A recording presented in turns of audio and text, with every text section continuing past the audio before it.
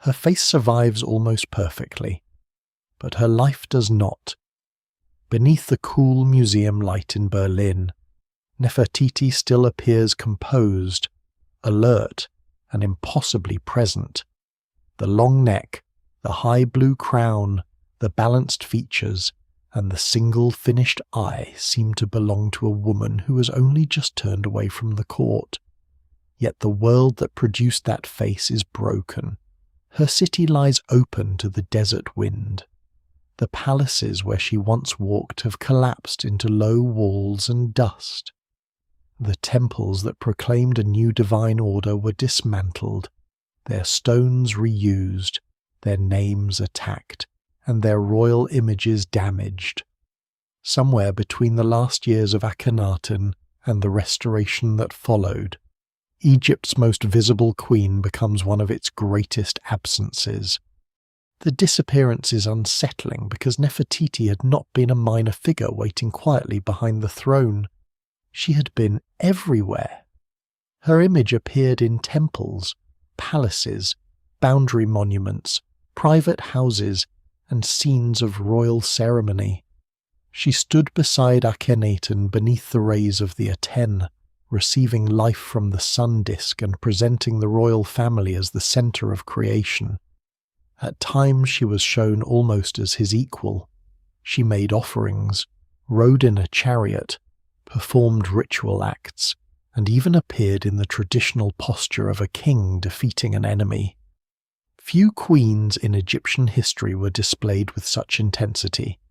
Then the record narrows, dates become uncertain, names overlap, images are altered, objects are moved, titles appear in damaged inscriptions, and later rulers do their best to erase the entire experiment in which she had flourished. Before we go deeper, take a moment to like the video and subscribe if this is the kind of history and mystery you enjoy. The setting of her vanishing is Akhetaten, the city now known as Amarna, built in Middle Egypt on a broad crescent of desert beside the Nile.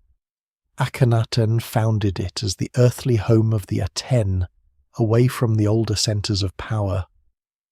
The site was marked by boundary stelae carved into the surrounding cliffs, as though the king had drawn a sacred horizon around his new capital. Inside that horizon rose open-air temples flooded with sunlight, administrative buildings, villas, workshops, workers' settlements, and royal residences connected by ceremonial roads. Nefertiti's presence was woven into this landscape. She was not merely living in the city, she was part of its religious architecture and political meaning. Modern excavation has made Amarna feel less like an abstract failure and more like a place where thousands of people actually lived. Archaeologists recover pottery from kitchens, fragments of carved relief from demolished walls, stone tools, beads, pigments, food remains, and the foundations of houses that once held families, officials, scribes, craftspeople, and labourers. The newest fieldwork continues to expose rooms, courtyards, refuse deposits, and the physical routines of a capital created quickly and abandoned almost as quickly. These ordinary traces matter because the royal mystery unfolded inside a real urban world. The disappearance of Nefertiti was not a legend occurring outside time. It happened while bread was being baked, accounts were being written, temples were being supplied, diplomatic messages were arriving, and construction crews were still shaping the king's vision in stone and mud brick. Yet even with so much material surviving, the final years remain difficult to arrange. Amarna's history is compressed into little more than a generation, but that brevity does not make it simple. Akhenaten changed his own name, transformed royal art, redirected temple wealth, and elevated the Aten above Egypt's traditional gods. Members of the royal family acquired new titles. Princesses appeared and disappeared from scenes. foreign rulers wrote anxious letters asking for gold, military assistance, or reassurance. Deaths within the court may have altered the succession. Some monuments were left unfinished, while others were recut for new owners. The evidence remains incomplete, and every missing piece encourages another reconstruction. For a long time, Nefertiti's absence after the middle years of the reign was treated almost like a fact. One popular account imagined that she died, perhaps during an epidemic. Another suggested that she fell from favour and was replaced by a younger royal woman.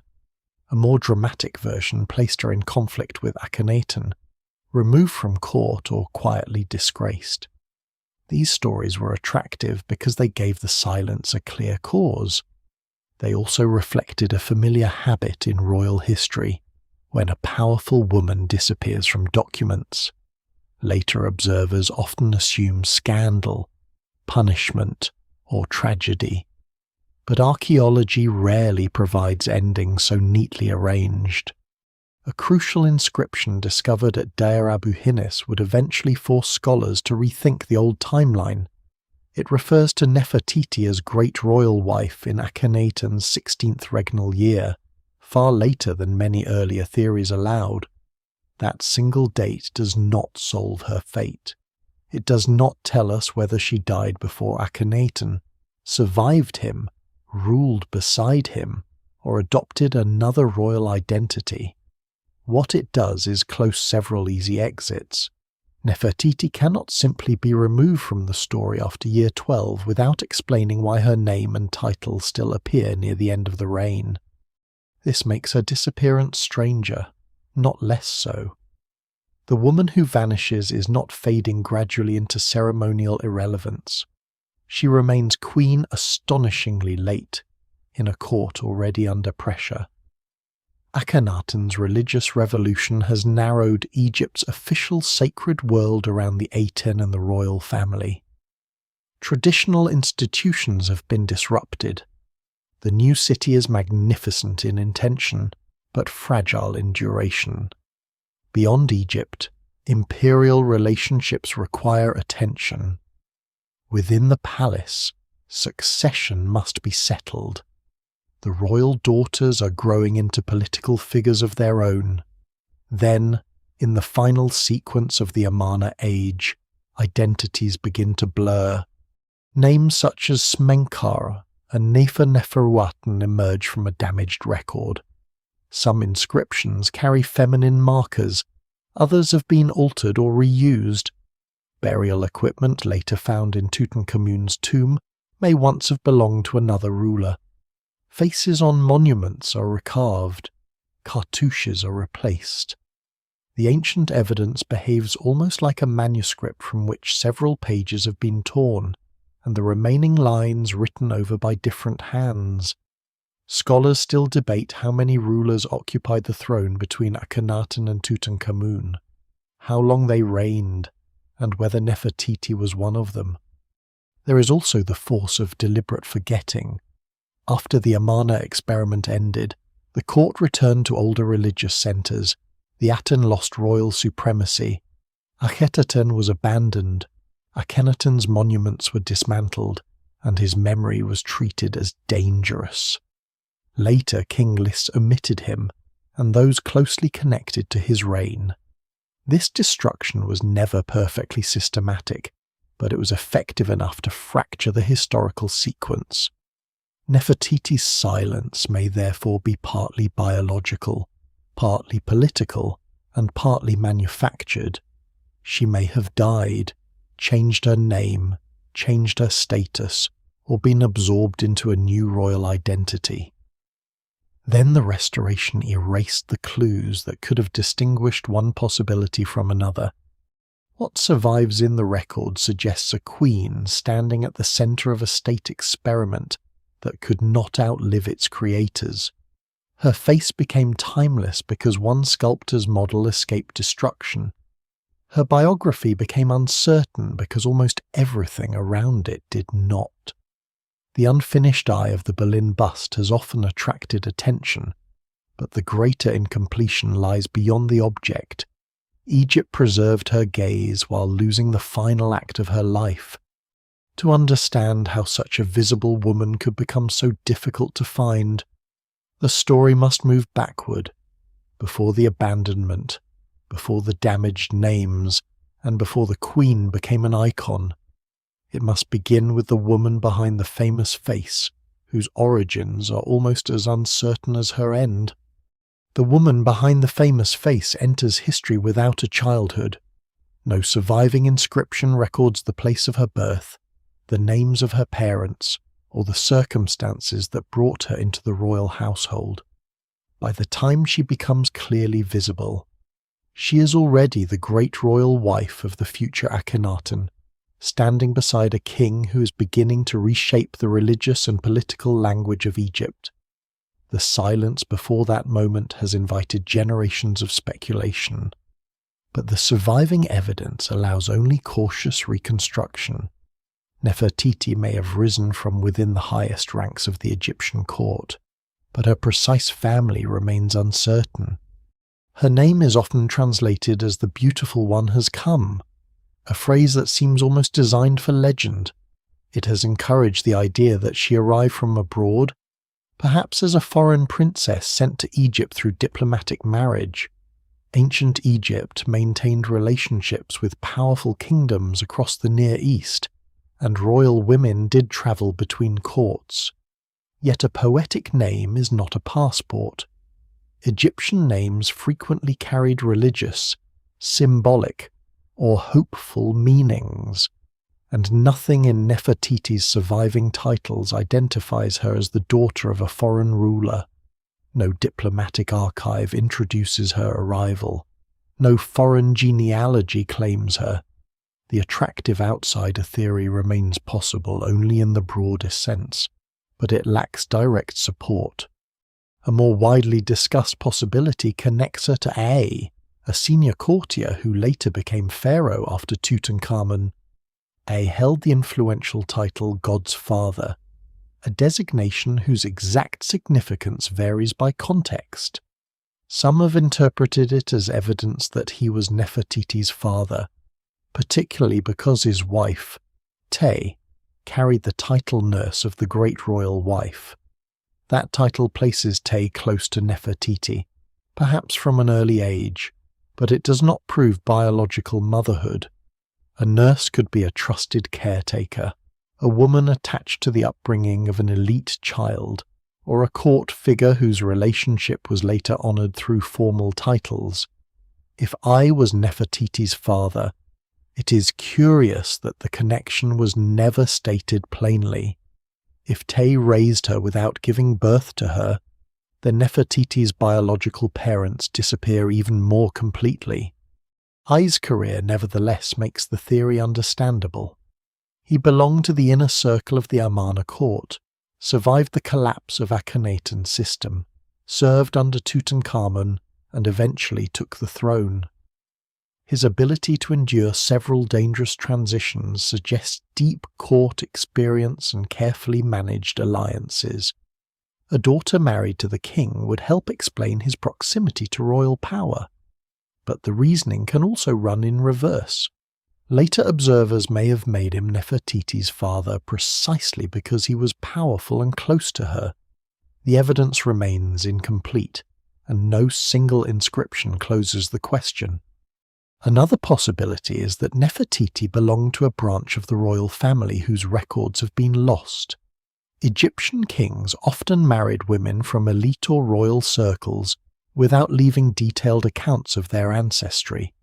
If Nefertiti were connected by blood to the ruling house, that relationship might have strengthened her position beside Amenhotep IV, the king who would later call himself Akhenaten.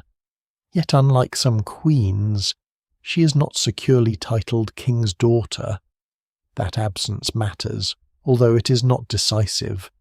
Royal titulary could be selective, and damaged monuments may have removed evidence that once existed. What survives suggests that her authority came primarily through her role as the king's wife, rather than through an openly proclaimed royal father. The absence of a known pedigree should not be mistaken for social obscurity. Nefertiti was almost certainly educated within an elite environment. Her later ceremonial roles required familiarity with court protocol, temple ritual, royal symbolism, and the complex visual language through which Egyptian monarchy presented itself. She appears not as a hesitant newcomer, but as a figure capable of occupying sacred space with confidence. Whether this confidence was personal, carefully staged, or both cannot be known, but it implies preparation. Queens were not decorative additions to kingship. They managed households, participated in cult activity, maintained networks of dependence, and could become essential links within a dynasty. Her early marriage to Amenhotep IV probably took place before or near the beginning of his reign, though the exact date is uncertain. The new king inherited a powerful state from Amenhotep III, whose long rule had filled Egypt with monumental architecture, diplomatic wealth, and an elaborate royal ideology. Nefertiti entered the throne beside a young ruler whose world was already crowded with strong personalities. The king's mother, Tiye, remained an imposing figure with international recognition and long experience at court. Foreign rulers had corresponded with her, and her image had been displayed prominently during her husband's reign. Nefertiti therefore did not invent the model of the powerful Egyptian queen, but she would carry royal female visibility into unfamiliar territory. The relationship between Tiye and Nefertiti is difficult to reconstruct.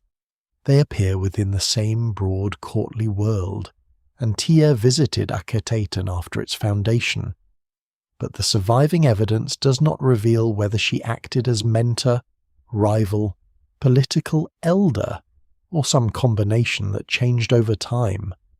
Popular retellings often imagine private tensions behind palace walls, yet the historical record preserves institutions and images more readily than emotion. What can be said is that Nefertiti emerged in a dynasty where royal women already possessed substantial ceremonial authority. Her later prominence was extraordinary, but it was not without precedent. In the earlier surviving images of Amenhotep IV's reign, the queen begins to appear beside him while older artistic conventions are still in place. Soon, both figures change. Their bodies become elongated, their faces narrow, their gestures more fluid, and their family life unusually exposed. Nefertiti's name expands to Neferneferuaten Nefertiti. Linking her directly to the Aten beautiful are the beauties of Aten. The beautiful one has come. The addition was more than ornament. It marked her participation in the new sacred language developing around the royal couple. Names in ancient Egypt were never merely labels. They connected individuals to gods, offices, ancestry, and cosmic order. A change of name could signal a change of loyalty or identity. Akhenaten himself abandoned the name Amenhotep, which honoured the god Amun, and adopted one proclaiming service to the Aten. Nefertiti's expanded name placed her within the same transformation. She was not simply married to a religious revolutionary. Her public identity was rebuilt alongside his. Her titles multiplied. She was Great Royal Wife, Lady of the Two Lands, Mistress of Upper and Lower Egypt, and Great of Praises. Such titles had traditional roots, but at Amarna they acquired unusual visual force. The queen's name appeared in cartouches, an honour closely associated with kingship. In many scenes she matched the king's scale, wore elaborate crowns, and participated directly in worship. These developments belong to the next phase of her story, but they also reveal something about the unknown woman who entered the palace. Whatever her birth, she adapted rapidly to a court moving away from established rules. The search for her origins therefore encounters a strange imbalance. Egypt preserves her adult image in remarkable detail, while withholding the ordinary facts that would anchor her life. Her nose, lips, cheekbones, crowns, clothing, titles, and ritual gestures survive in stone and pigment. The names of her parents do not. This contrast is partly accidental, but it also reflects how royal identity functioned. Nefertiti was presented not as someone's daughter with a private past, but as the king's chosen partner and a sacred presence within the new order. Perhaps this was useful to the regime.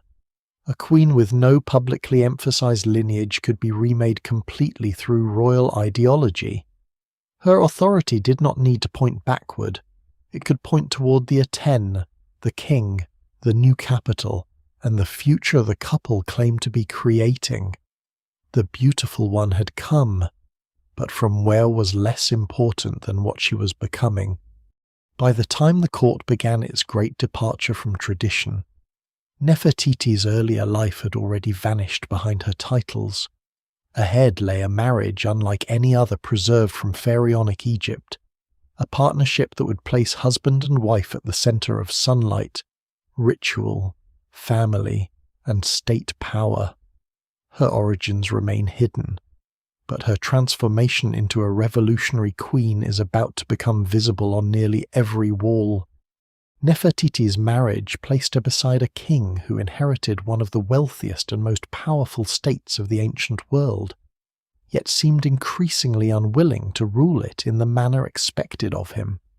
When Amenhotep IV came to the throne in the 14th century BCE, Egypt stood near the height of its imperial reach. Tribute and diplomatic gifts moved north from Nubia and south from the kingdoms of Western Asia. Gold enriched the royal court.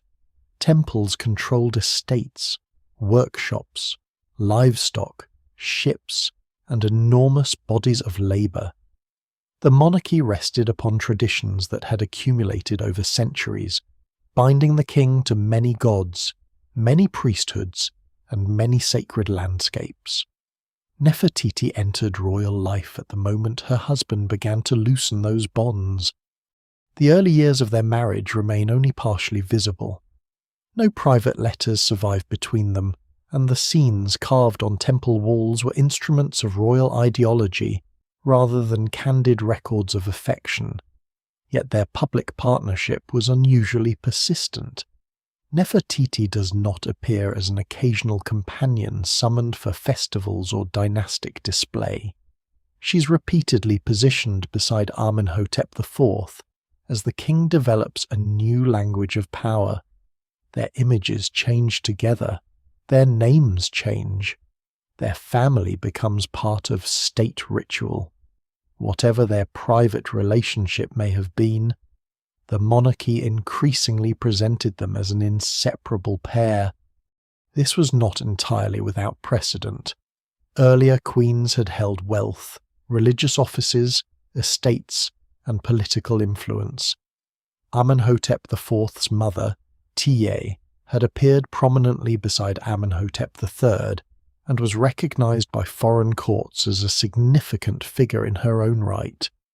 Powerful royal women had long represented fertility, legitimacy, protection, and divine renewal. But Nefertiti's visibility moved beyond the established pattern. She was not only the source of royal heirs or the feminine balance to the king's masculinity.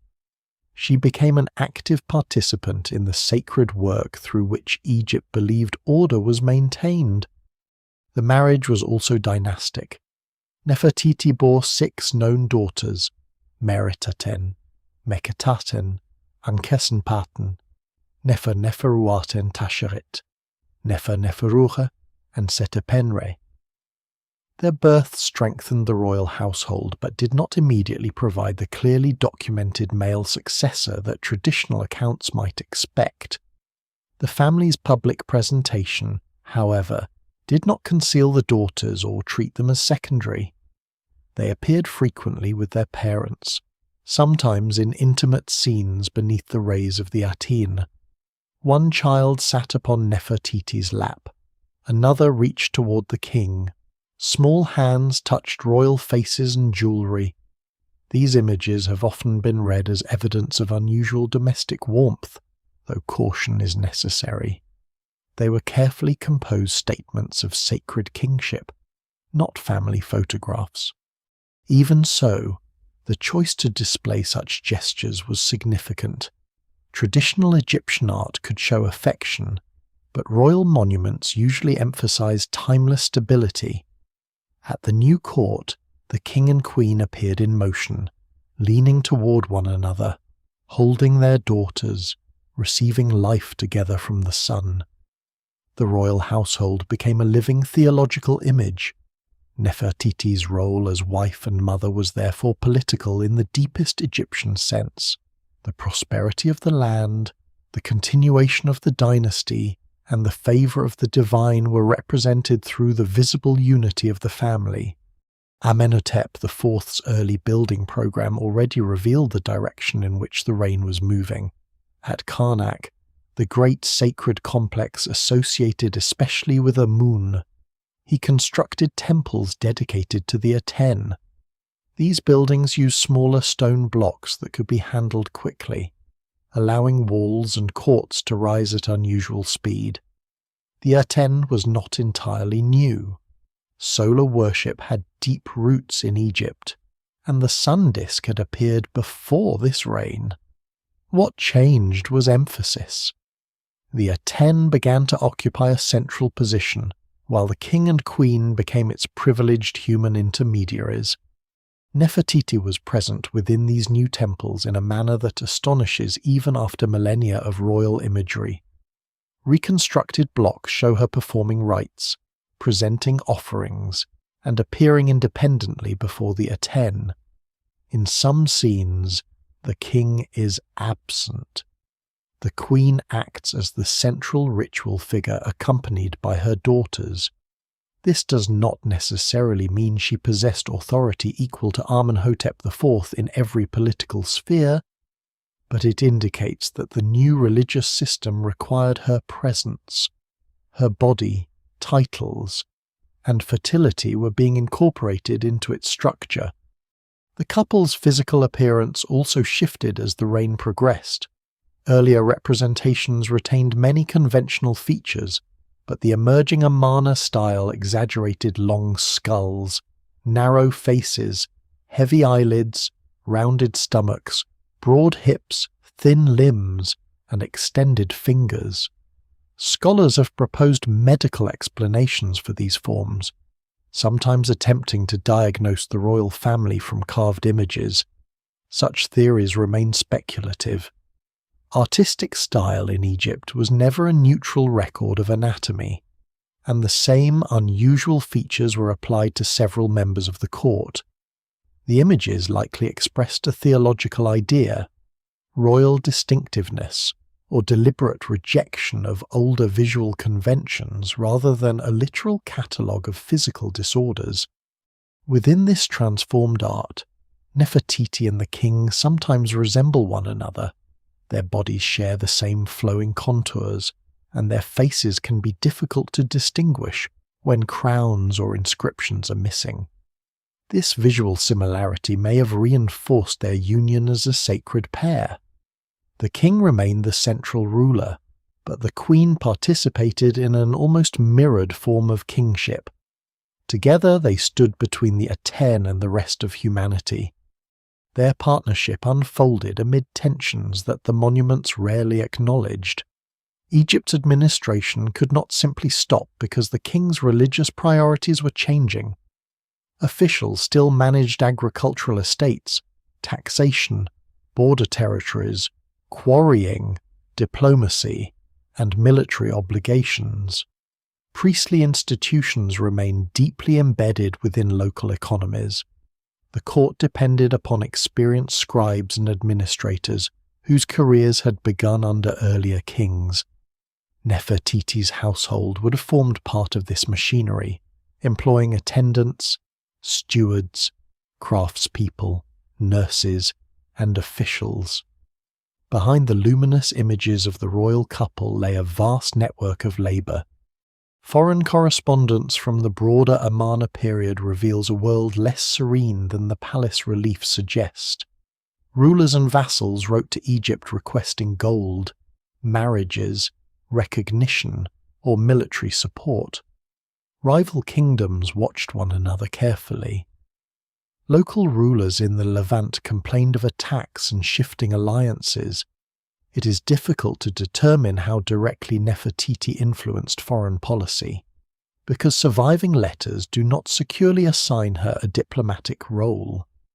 Yet as great royal wife, she belonged to a court where royal marriage itself was an instrument of international politics. Her prominence would have been understood far beyond Egypt's borders, even if the details of her authority were not recorded. The private balance between husband and wife remains unknowable.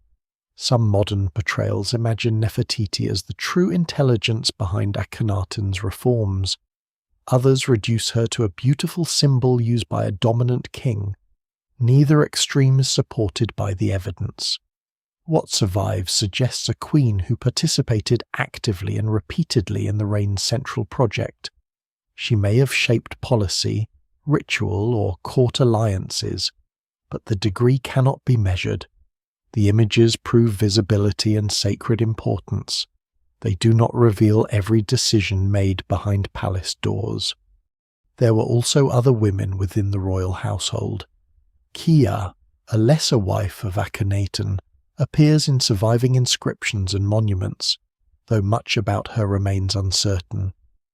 Her presence has sometimes been used to construct stories of rivalry with Nefertiti. Later alterations to Kia's monuments, some of which were reassigned to royal daughters, add to the confusion. Yet there is no secure evidence of a personal struggle between the women. Court politics may have been competitive, but damaged inscriptions cannot be made to confess emotions they never recorded. Nefertiti's exceptional position therefore depended upon more than affection. It was sustained by ritual necessity, dynastic representation, and the ideological needs of a king moving toward religious isolation. As Amenhotep IV increasingly separated himself from the older divine order, the queen became one of the few figures allowed to share the sacred space around him. The Aten's rays descended upon the royal family, while ordinary worshippers approached the god through images of the king and queen. Their marriage was becoming the narrow bridge between heaven and Egypt. This concentration of meaning carried danger. If the royal couple stood at the center of the new order, any weakness in the family threatened the structure around them. A death, a disputed succession, or a change in royal identity could become a crisis not merely of inheritance but of religion itself. For the moment, however, Nefertiti and Amenhotep IV appeared united, fertile, and divinely favoured. Their partnership seemed capable of remaking Egypt. Soon the king would abandon the name inherited from his father. The court would leave the ancient cities behind and build a new capital on untouched ground. The transformation that had begun within a royal marriage was about to spread across temples, landscapes, language, and the gods themselves. The revolution did not begin with the destruction of every old god. It began with emphasis, repetition, and a steady narrowing of sacred attention. The Aten, visible as the sun's disk, had long existed within Egyptian religion as one expression of solar power. Earlier kings had honoured the sun in many forms, and Amenhotep III had already surrounded his reign with strong solar imagery. Under his son, however, the Aten moved from prominence toward supremacy. What had once been one divine presence among many became the focus around which the king attempted to reorganize the religious life of the state. At first, the transformation remained close enough to tradition to be recognizable. Amenhotep IV still bore a name honoring Amun.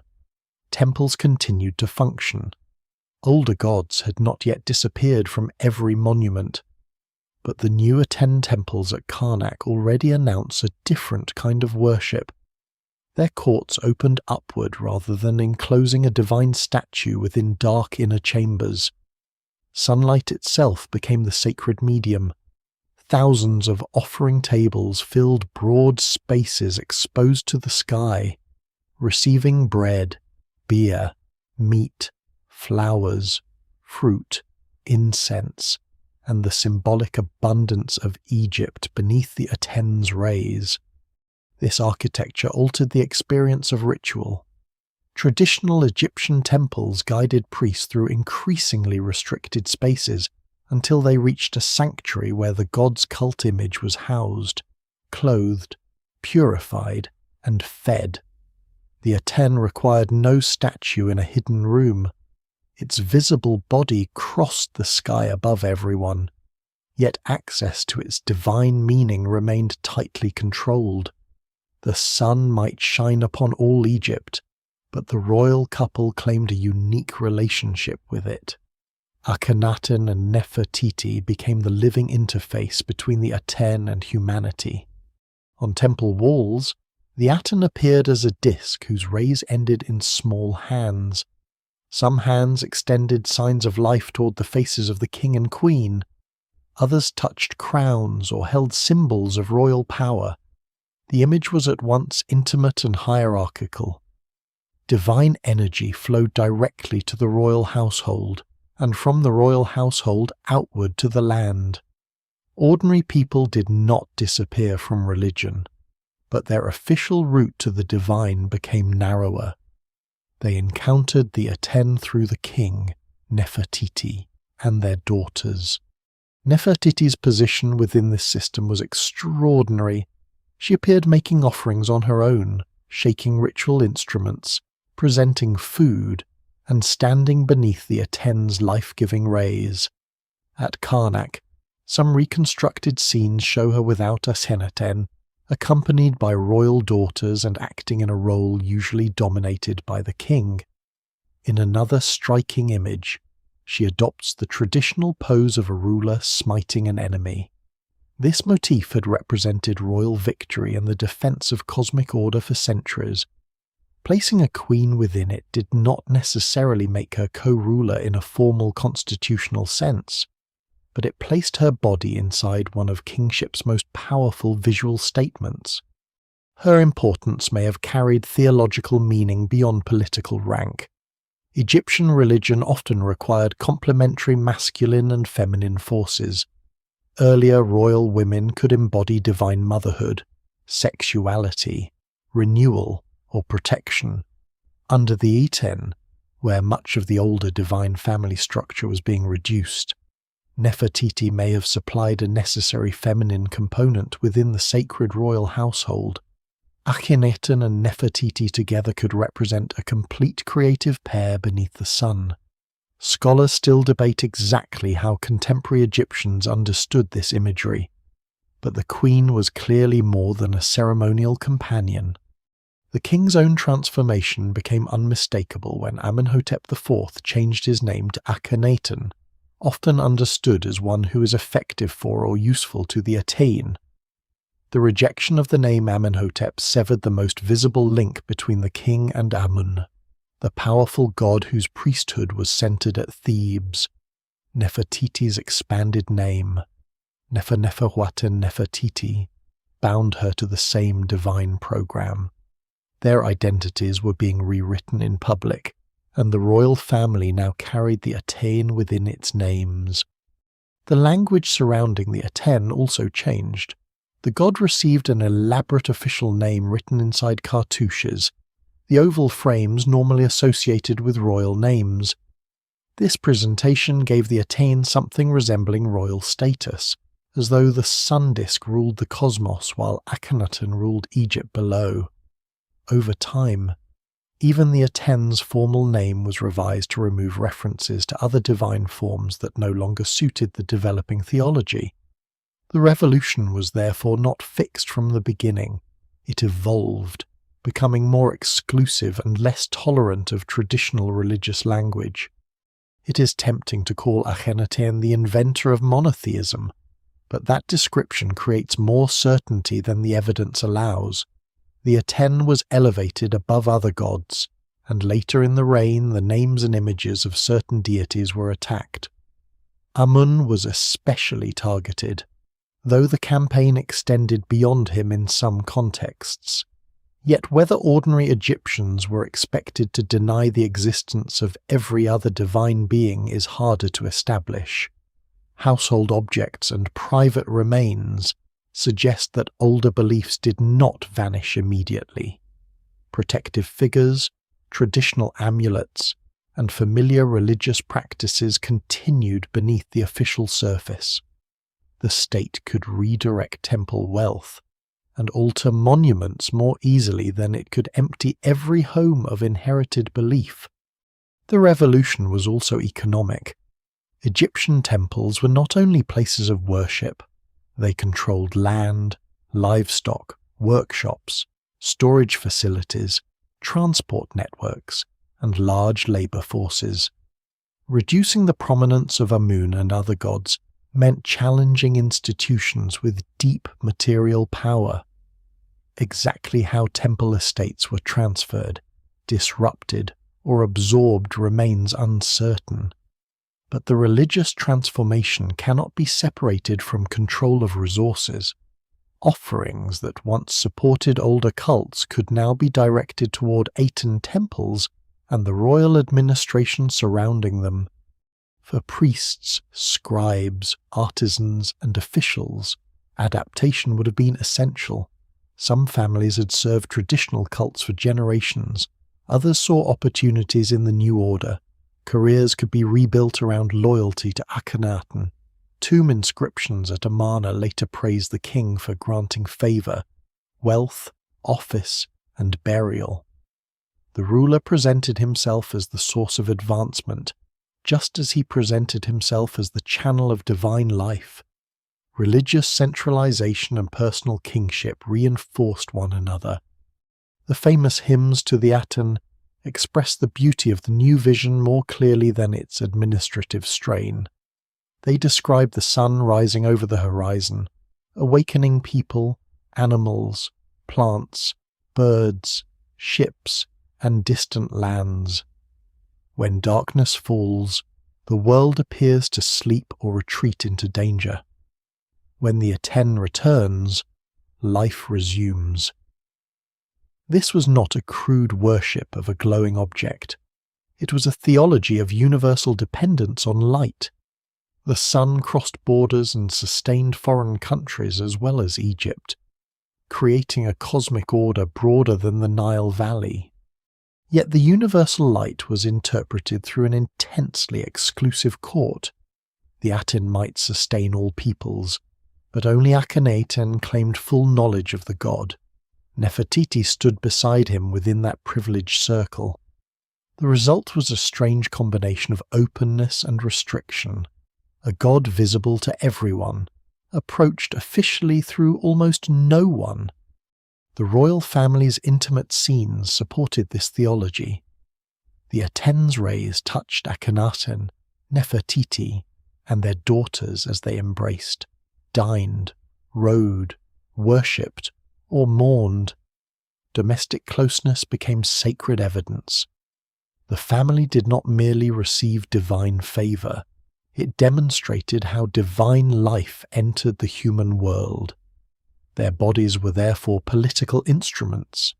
Every gesture carried the weight of cosmic order. Behind the radiant images, resistance or unease is difficult to measure. The official record rarely preserves open criticism of a living king. There is no surviving manifesto from a priest of Amun condemning the new cult, and no reliable account of public rebellion. Silence does not prove acceptance. The speed with which later rulers restored traditional worship suggests that the Aten system never rooted itself deeply enough to survive the court that sustained it. But during Akhenaten's reign, the revolution possessed wealth, labour, architecture, and royal force. The attack on traditional divine names intensified in the later years. Workers entered monuments to erase references to Amun, sometimes chiseling the god's name even from the names of earlier kings. The plural word for gods was occasionally targeted as well. These acts required planning and labour across a wide geographical area. They were not random expressions of enthusiasm. They reveal a state attempting to reshape memory in stone. Nefertiti's precise influence over these decisions is unknown. Her prominence makes it unlikely that she stood entirely outside the ideological project, but no document records her private approval, objections, or advice. What survives shows participation, not inner motive. She benefited from the new sacred structure, performed its rituals, and embodied its message. Whether she helped design the revolution or adapted brilliantly to it remains one of the many spaces where the record falls silent. The old religious landscape had not yet disappeared, but the royal couple had moved far beyond reform. They had created a divine order centered upon sunlight, kingship, and the visible unity of their household. To preserve that order, they needed a place untouched by the inherited power of Thebes or Memphis. Akhenaten claimed to find it in a broad, empty bay of desert cliffs, where the sunrise seemed to form a natural horizon. There, the revolution would leave the older capitals behind and attempt to build an entire world from the ground up. Akhetaten rose where the cliffs opened into a vast semicircle east of the Nile, a place Akhenaten declared had belonged to no god, no ruler, and no institution before him. Whether the landscape was truly untouched is less important than the claim. The king presented the site as free from inherited obligations, a blank horizon upon which the Aten's order could be built without compromise. Boundary stelae carved into the cliffs fixed the city within sacred limits, while inscriptions explained that Akhenaten had chosen the place for the sun disk itself. The city was not simply a new administrative capital. It was the physical argument of the revolution. Seen from the river, the settlement would have appeared as a long band of palaces, temples, houses, offices, workshops, roads, and garden walls stretching across the desert edge.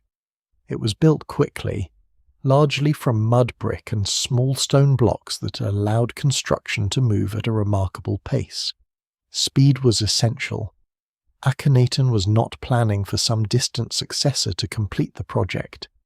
He intended to live inside his new theology while the reign was still unfolding. Officials, priests, scribes, artisans, labourers, soldiers, and their households followed the court into a city that had scarcely existed a few years earlier. At its ceremonial heart stood the great Aten temple, an immense complex of open courts, offering tables, pylons, and altars exposed to the sky. Nearby rose the small Aten temple, royal residences, administrative buildings, storage areas, and the Great Palace.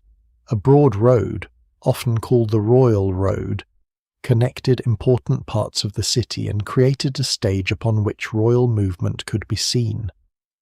The palace was linked to another building by a bridge that crossed above the roadway. From a decorated window, the king and queen could appear before loyal officials and distribute gold, jewellery, or symbols of royal favour. Nefertiti belonged to this landscape at every level. Her image was not confined to a private suite hidden behind palace walls. It appeared throughout temples and ceremonial spaces, alongside Akhenaten, and sometimes in compositions where her own role dominated. Visitors entering the sacred heart of Akhetaten repeatedly encountered the queen as part of the city's divine logic. Her name, crowns, daughters, and ritual gestures were built into the surfaces around them. In a capital where the Aten had no hidden cult statue, the visible royal family became the most immediate sacred presence. The palace environment itself blurred distinctions between residence, government, ritual, and performance. Painted floors showed pools filled with fish and water plants, while birds moved through marsh scenes beneath the feet of courtiers. Columns may have been decorated to resemble bundles of vegetation, turning architecture into an idealized version of the Nile landscape. Gardens, pools, shaded courts, storerooms, kitchens, audience chambers, and private apartments formed a world that depended upon constant maintenance. Water had to be drawn and carried. Food had to arrive from fields and estates. Linen had to be washed, offerings prepared, floors swept, pigments renewed, and thousands of people supplied in a city pressed against the desert. This practical world is increasingly visible through archaeology. Excavations recover ovens, grinding stones, jars, tools, beads, discarded animal bones, fragments of painted plaster, and broken pieces of sculpture.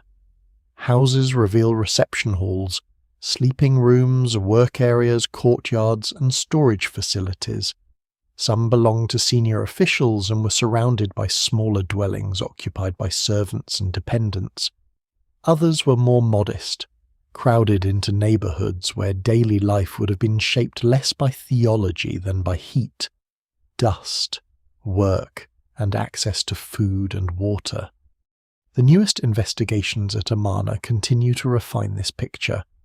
Archaeologists examine domestic architecture, pottery deposits, burials, carved fragments, and the remains of human bodies. Not because these materials reveal Nefertiti's fate directly, but because they restore the human setting in which the court operated. A capital once known mainly through royal art now emerges as a complicated community. Its residents repaired walls, reused objects, discarded broken vessels, suffered illness, raised animals, prepared meals, and built careers beneath a regime that claimed cosmic renewal. The contrast between royal image and ordinary experience may have been considerable. On the temple walls, the Aten's light nourished all creation. In the streets, the same sun produced harsh exposure and intense heat. Elite villas had space, gardens, and storage rooms, while labourers lived within narrower margins. Studies of remains from Amarna's cemeteries have suggested that parts of the population endured strenuous work, nutritional stress, and physical hardship. These findings should not be turned into a simple story of universal misery, since the population was diverse and the evidence incomplete. They do, however, complicate the radiant official vision. The City of Light was also a city constructed by human bodies under pressure.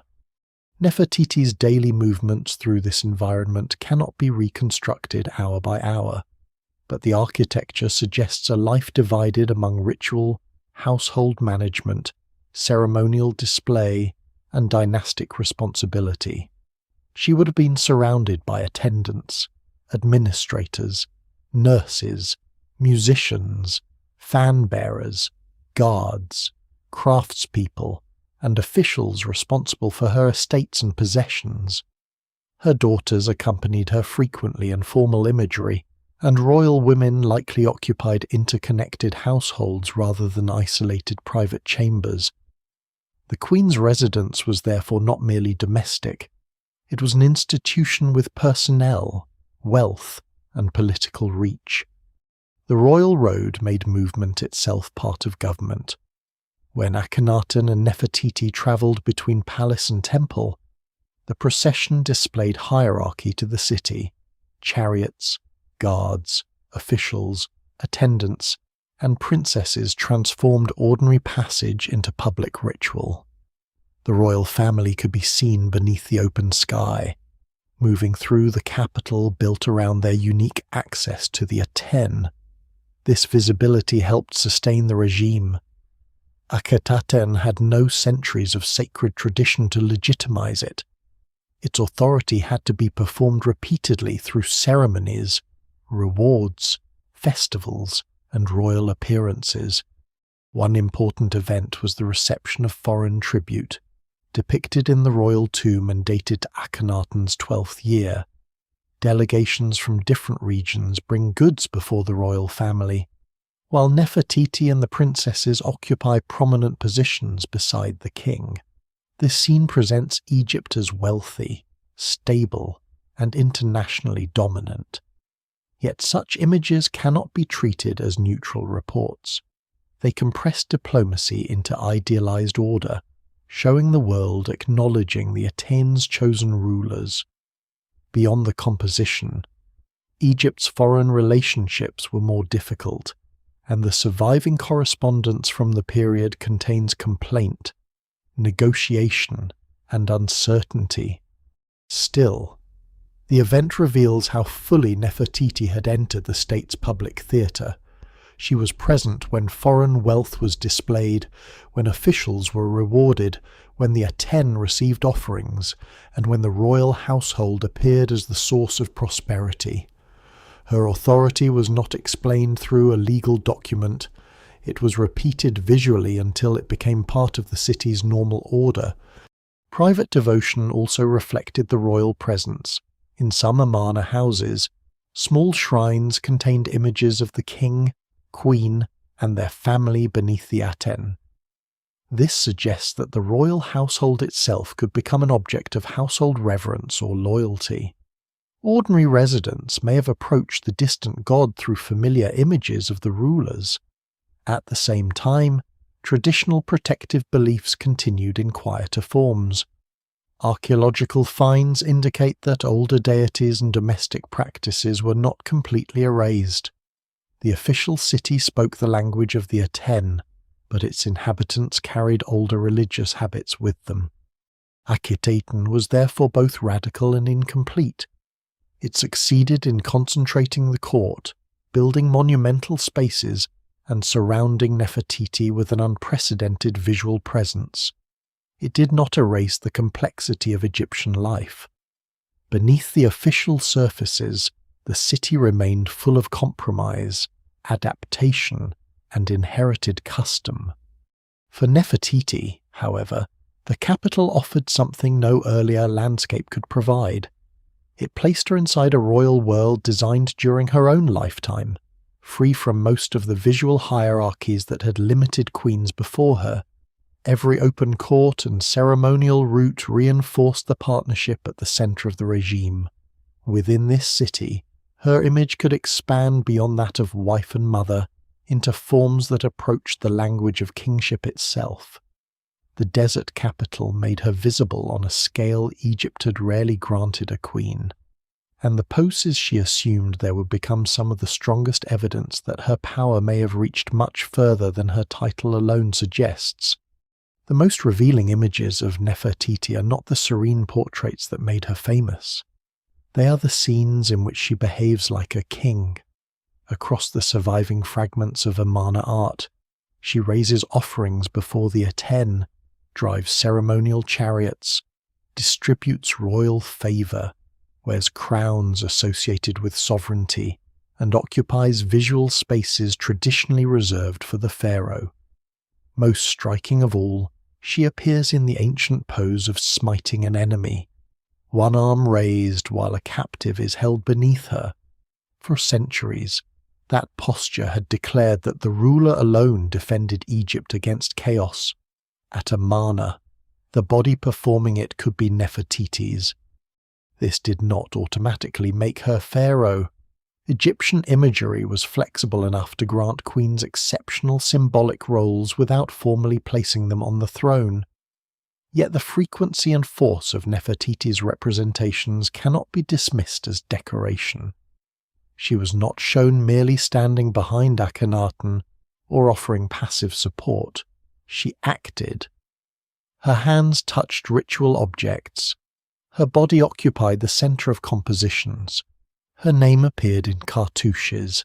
In some temple scenes, Akhenaten was absent altogether, leaving Nefertiti to conduct the ceremony with her daughters beneath the Aten's rays. The traditional king was more than a political ruler. He was the chief ritual performer of Egypt, even though priests carried out most daily temple duties in practice. Monumental scenes presented him feeding the gods, defeating disorder, maintaining justice, and renewing creation. When Nefertiti performed these same visual actions, she entered the symbolic machinery of kingship. The question is not whether every scene records a literal event. Egyptian temple art rarely worked that way. The deeper question is why the Amarna regime needed the queen to be represented with such authority. Part of the answer lies in the structure of Aten worship.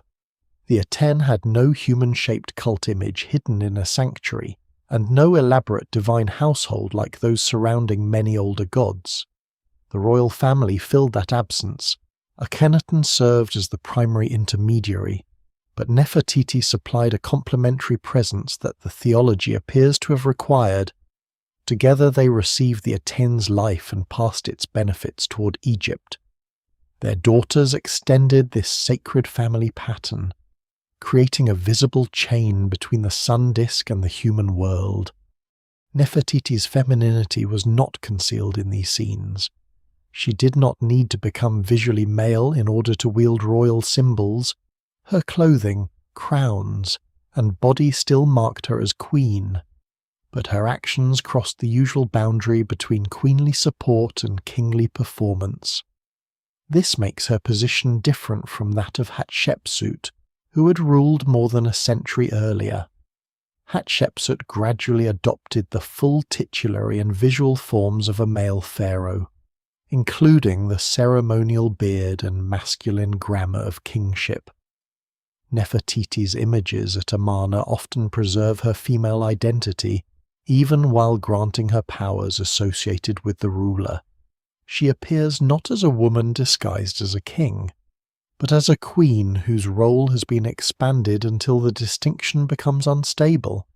One of her most distinctive forms of regalia was the tall, flat-topped blue crown seen on the Berlin bust and numerous Amarna images. Its exact meaning remains debated. It was not simply a decorative headdress, because crowns in Egypt carried ritual and political significance. The blue crown gave Nefertiti a recognizable silhouette, separating her from other royal women and making her instantly identifiable even when inscriptions were damaged. She also wore plumed crowns, horned solar headdresses, and close-fitting caps, moving through a visual vocabulary that connected beauty, fertility, solar power, and authority. Her chariot scenes reveal another dimension of this public role. Royal chariots were symbols of speed, control, status, and military power. Akhenaten and Nefertiti are shown travelling through Akhetaten, sometimes accompanied by their daughters. The royal couple's movement along the ceremonial road turned transportation into spectacle. Nefertiti did not remain hidden within a covered vehicle. She appeared upright and visible, participating in the display of monarchy before officials and inhabitants of the capital. The chariot itself had entered Egypt centuries earlier and become deeply associated with elite warfare and royal prestige. By the Amarna period, it was both a practical vehicle and a political stage. A queen shown driving or riding prominently in one claimed a share in the energy and command traditionally attached to the king. The images do not prove that Nefertiti led armies in battle, and no secure evidence places her at the head of a military campaign. Popular claims that she was a warrior queen go beyond what survives, yet the regime deliberately borrowed the language of military kingship for her image. The smiting scene must be understood in the same way. It should not be read as a report of a particular execution or battlefield encounter. The captive beneath the ruler's hand represented foreign disorder, rebellion, and the forces threatening Mat, the Egyptian ideal of balance and right order. By showing Nefertiti in this posture, the artist declared that she too possessed the power to suppress chaos. That was an extraordinary claim, even if symbolic. Her role in rewarding officials was equally important. At the window of appearance, royal figures could present favoured servants with gold collars and other honours. Tomb scenes belonging to Amarna officials show recipients celebrating beneath the palace balcony while the king and queen look down. These rewards were not mere gifts. They tied careers and loyalty directly to the royal household. Officials described their success as flowing from the king's favour, but Nefertiti's visible participation placed her within the same network of patronage. Royal women had long managed estates and households, yet Nefertiti's public position may have given her unusual access to administrative relationships. The surviving evidence does not reveal whether she appointed officials, controlled specific revenues, or issued commands independently. No archive of her personal government has been recovered. Still, monuments repeatedly show her at moments when wealth, honour, and divine favour passed from the palace to its servants. Even if Akhenaten remained the final source of authority, the queen helped embody and distribute it. Her daughters were often present during these acts, reinforcing the idea that power belonged to a sacred family rather than to an isolated male ruler. Meritaten, the eldest, gradually assumed greater prominence as the reign advanced. She appeared beside her parents, received titles, and may later have performed duties once associated with other royal women. The visibility of the princesses suggests that the Amarna court was preparing them for dynastic and ritual roles, though the precise succession plans remain uncertain. The royal family's repeated presence also concealed a vulnerability. A system centered so heavily on particular bodies depended on their continued survival and unity. Traditional cults possessed priesthoods, myths, sacred statues, and institutions capable of continuing across generations. Atenism concentrated sacred legitimacy in Akhenaten, Nefertiti, and their descendants. If one member disappeared, the visual theology itself had to be adjusted. Changes in monuments may preserve traces of such adjustments. Some images and names originally belonging to the secondary wife Kia were altered and reassigned, possibly to royal daughters. Figures were recut, inscriptions rewritten, and compositions adapted as court relationships changed. These alterations demonstrate that Amarna's apparently harmonious family image was continuously managed. Royal identity could be transferred from one person to another through stone, pigment, and titles. This capacity to rewrite identity would become crucial in the final years. A queen who already offered like a king, rode like a king, defeated enemies like a king, and appeared in cartouches had crossed many symbolic thresholds before any possible change of formal status. If Nefertiti later adopted a royal throne name, the transformation would not have emerged from nowhere. The visual groundwork had been laid across the temples and palaces of Akhetaten, yet it remains possible that these scenes expressed only the unusual theology of the Aten and never developed into actual co-rule. Scholars still debate whether Nefertiti's kingly imagery indicates political elevation, religious complementarity, preparation for succession, or a combination of all three. No single representation settles the matter. Egyptian art communicated ideals rather than constitutional arrangements, and the Amarna period experimented with ideals more freely than most. What survives nevertheless establishes an essential fact. Nefertiti was not important merely because later generations admired her face. During her own lifetime, she was constructed as one of the central powers of the regime. She stood before the god without her husband, handled the symbols of order, and occupied the gestures through which kingship had spoken for centuries. Behind that authority stood a royal household filled with daughters, attendants, nurses, officials, secondary wives, and competing claims to succession. As the family grew more visible, its private losses and political tensions would become increasingly difficult to hide. The queen who stood like a king was also a mother inside a dynasty whose future remained dangerously uncertain. The authority Nefertiti displayed in temples and ceremonial spaces was inseparable from the family gathered around her. At Amarna, the royal household was not hidden behind palace walls. It was projected across stone, plaster, jewellery, shrines, boundary monuments, and tomb scenes until family intimacy itself became part of state ideology. Akhenaten and Nefertiti did not merely rule as husband and wife.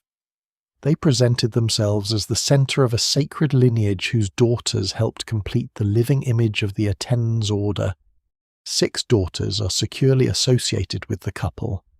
Meritaten was the eldest, followed by Meritaten, Ankhkheperure Neferneferuaten, Tasherit, Neferneferuaten, and Setapenre. Their names reveal how deeply the family's identity had been bound to the new religion.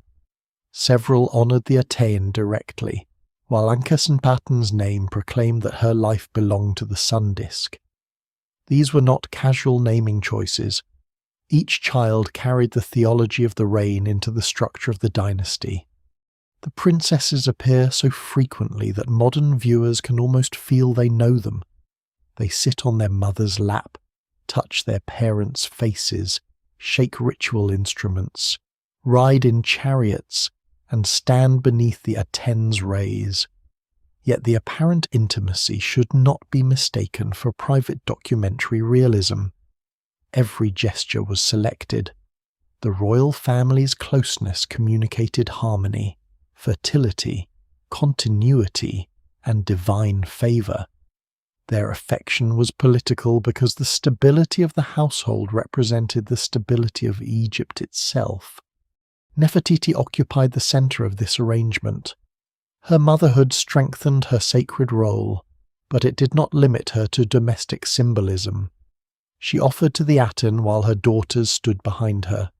She appeared with them in scenes where Akhenaten was absent.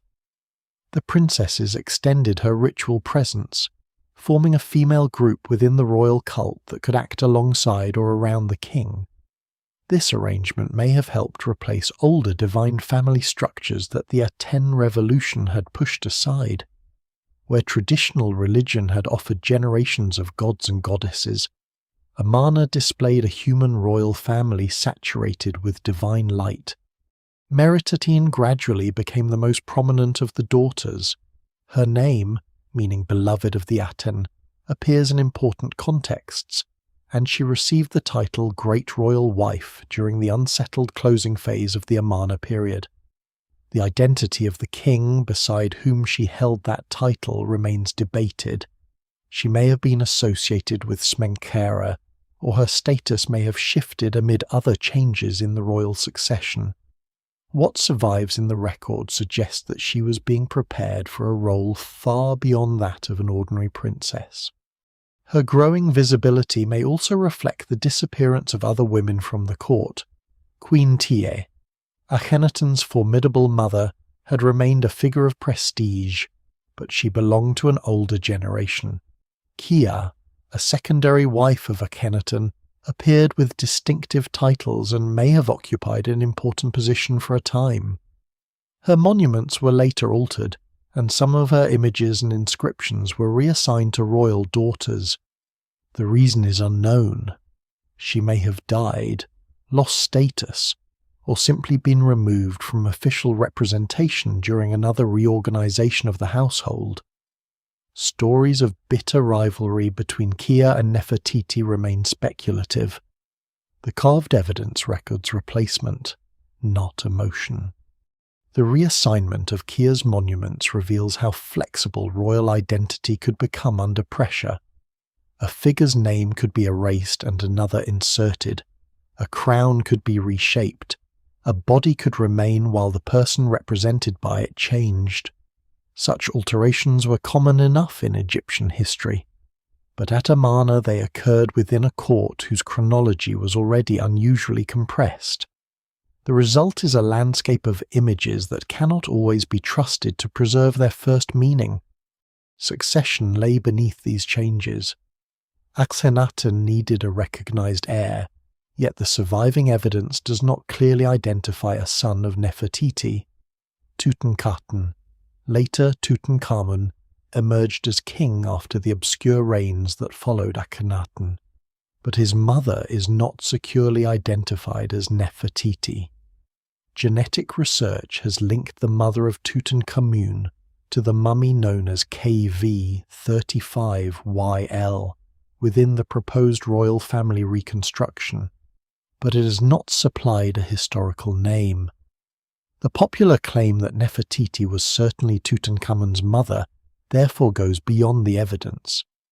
The absence of a securely documented royal son from Nefertiti's household did not make her daughters politically unimportant. Egyptian succession could involve marriage within the royal family, and the title Great Royal Wife carried major dynastic significance. Meritaten and Ankhkheperure became essential links in the transfer of legitimacy during the reigns that followed. Their marriages, names, and titles connected new rulers to the Amarna bloodline, even as the state began distancing itself from Akhenaten's religious project. This made the family both powerful and vulnerable. Every public appearance reinforced the idea that divine order flowed through a small group of people. But as the daughters matured and the succession remained uncertain, the roles within that group had to change. A princess might become great royal wife, a queen might assume duties resembling those of a king, a secondary wife's monuments might be reassigned, a child's name might be altered when the official gods changed. The household was not static, it was continuously reorganized to meet political and theological needs. The royal tomb at Amarna preserves some of the most emotionally charged scenes from the period. Members of the family appear together in gestures of mourning, while attendants react around them. The identities and dates connected with these scenes remain debated, and the damaged state of the tomb makes interpretation difficult. What matters for the unfolding political story is that the royal family experienced losses during a period when its members carried extraordinary ideological weight.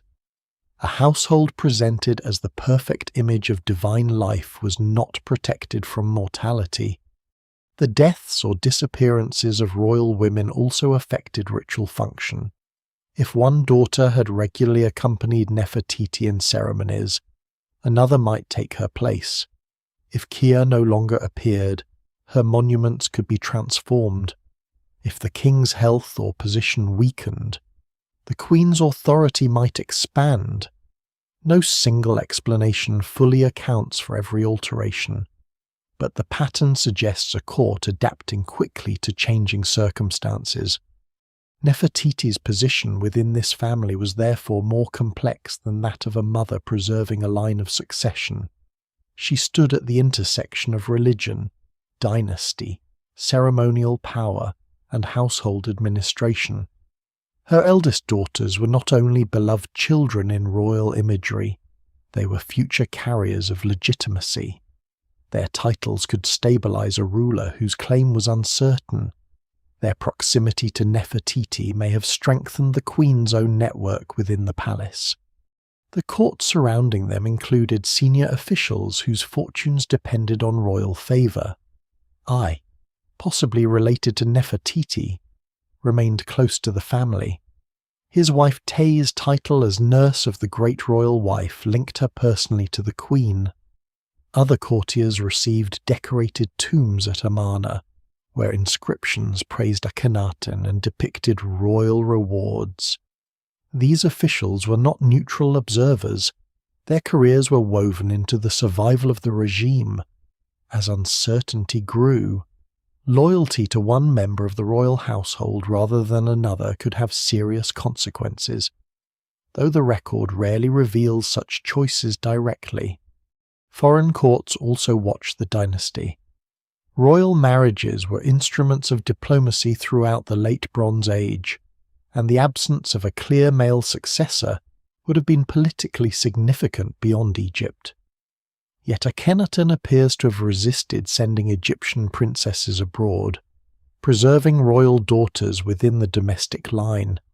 Whether this reflected tradition, ideology, or strategic calculation remains uncertain. It ensured that Nefertiti's daughters remained available for the internal politics of succession. Meritaten's later prominence is especially important, because she demonstrates how quickly a princess could move toward the center of power. Her name appears in contexts associated with the closing years of Akhenaten and the shadowy rulers who followed. Some reconstructions place her beside Smenkhkare. Others suggest more complicated sequences. The evidence is too fragmentary to follow her career with confidence, but she clearly became more than a child decorating family scenes. Ankhkheperure would later change her name to Tutankhamun when the court restored the god Amun. As the wife of Tutankhamun, she became a bridge between two religious worlds. Her altered name carried the reversal of her father's revolution within her own identity. The daughter once named for the Aten survived into a court publicly rejecting the system that had shaped her childhood. That transformation still lay ahead. At the height of Amarna, the family appeared united beneath the sun, moving together through palaces and temples. But the same images that projected stability now reveal the pressure building within the dynasty. Too much depended on too few people. The royal daughters were growing into political roles. Kia had disappeared from prominence. Meritaten's position was rising. The succession remained unclear, and every change forced the court to rewrite its sacred image. Soon, even the royal faces themselves would become uncertain. Amarna art could preserve affection, power, and presence while concealing anatomy, identity, and sequence. The family appeared more vividly than almost any royal household in Egyptian history.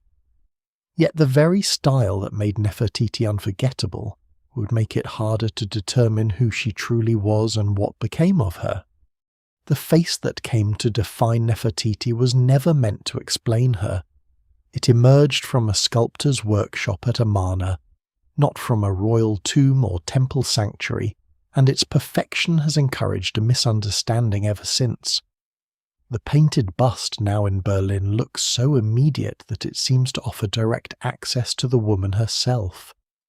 The long neck, high cheekbones, dark brows, carefully shaped lips, and tall blue crown create an impression of calm intelligence and controlled authority.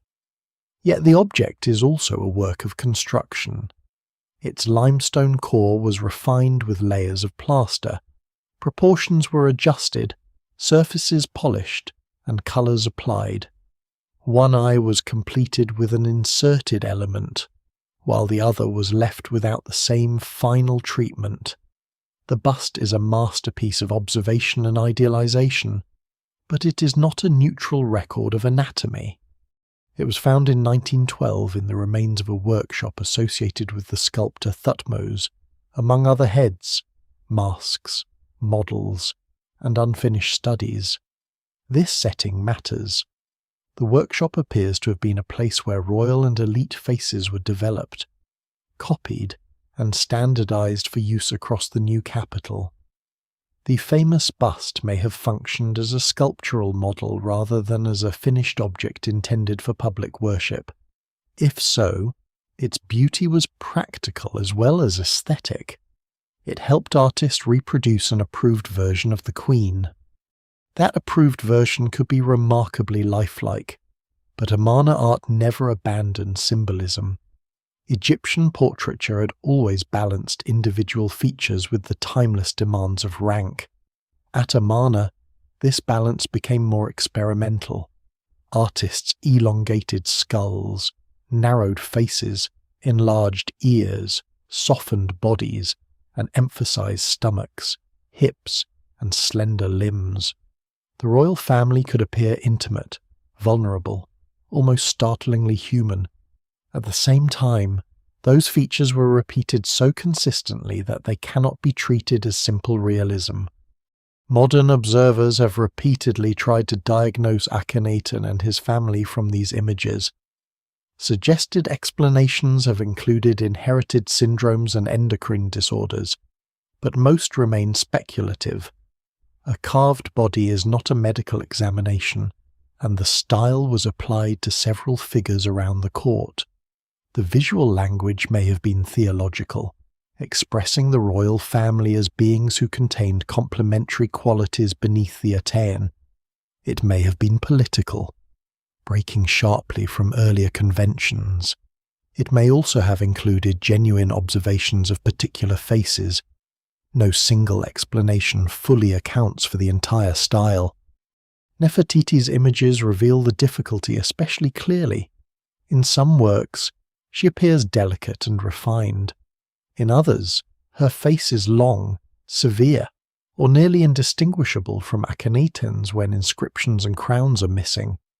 Her identity can depend on a headdress, a cartouche, or the presence of a daughter. Remove those signs, and a figure once confidently labelled as the queen may become uncertain. Art that gave Nefertiti unprecedented visibility also created a visual world in which royal bodies could merge. This resemblance may have served the theology of the reign. Akhenaten and Nefertiti were repeatedly shown as a pair receiving life from the Aten. Their shared facial and bodily forms could express unity rather than confusion. Nefertiti retained feminine dress and queenly crowns, yet her body could echo the king's. Akhenaten retained kingship, yet his figure could carry features later viewers described as feminine. The boundary between them was softened without being erased. The most famous bust moves in another direction. It presents Nefertiti with extraordinary balance and restraint, far from the exaggerated forms seen in some reliefs and statues. The difference does not necessarily represent a return to realism. It may reflect function. A sculptor's model required clarity. A temple relief required theological emphasis. A colossal statue required monumental presence. Egyptian artists did not seek one photographic truth. They created different truths for different settings. Other workshop pieces make this process visible. Some heads preserve guidelines, corrections, unfinished surfaces, or features at different stages of completion. They show artists measuring and refining faces rather than simply copying what stood before them. Plaster could conceal flaws in stone and alter contours. Paint added depth, skin tone, brows, lips, and jewellery. The final image was built layer by layer, just as royal identity itself was built through names, crowns, titles, and ritual acts. This makes the missing eye of the Berlin bust especially suggestive, though it should not be turned into a mystery it cannot support. The absence has inspired theories that Nefertiti was blind in one eye, or that the bust was intentionally damaged. There is no secure evidence for either claim. The simpler explanation is that the work was unfinished, damaged, or used as a model before the second eye was inserted. Its unfinished state is valuable because it exposes the object's making. The queen, who seems complete from a distance, becomes, on close inspection, a carefully assembled image. Even colour shaped the message. Nefertiti's skin was rendered with warm tones, her crown with deep blue, and her collar with bands of colour that would have stood out sharply in Amarna's interiors. Pigment transformed stone into presence. Much ancient sculpture now appears pale because its paint has vanished. But Nefertiti survives with enough colour to remind modern viewers that Egyptian royal art was designed to be vivid. Her fame is partly the result of this survival. Many other faces from the period reach the modern world broken, eroded, or stripped of their original surfaces. Her beauty has often overshadowed her power. The bust is frequently reproduced as an icon of elegance, detached from the queen who performed royal ritual, stood beneath the Aten, and may have approached the throne itself. This modern emphasis turns Nefertiti into an aesthetic object just as ancient art turned her into a sacred one. In both cases, the image becomes easier to possess than the person. Yet the bust cannot answer the question that made it famous. It does not reveal whether Nefertiti survived Akhenaten, whether she changed her name, whether she ruled, or where she was buried. It fixes her at one moment around the height of Amarna, when the city was still alive and her authority seemed secure. The object preserves presence without sequence. It tells us how the court wanted her to appear, not how her story ended. The wider artistic record behaves in the same way. Reliefs show daughters touching their parents, but not the private reality of those relationships. Smiting scenes show royal power, but not a documented battlefield. Crowns announce authority, but not the exact boundaries of office. Recut figures reveal change, but not always the person responsible for it. Amarna art is unusually expressive, yet every expression is mediated by ideology. This is why Nefertiti remains both visible and concealed. Few ancient queens possess so many surviving images.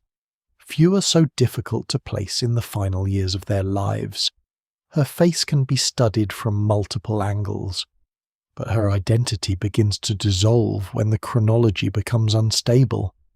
The more carefully the images are examined, the clearer it becomes that appearance alone cannot solve the royal secret.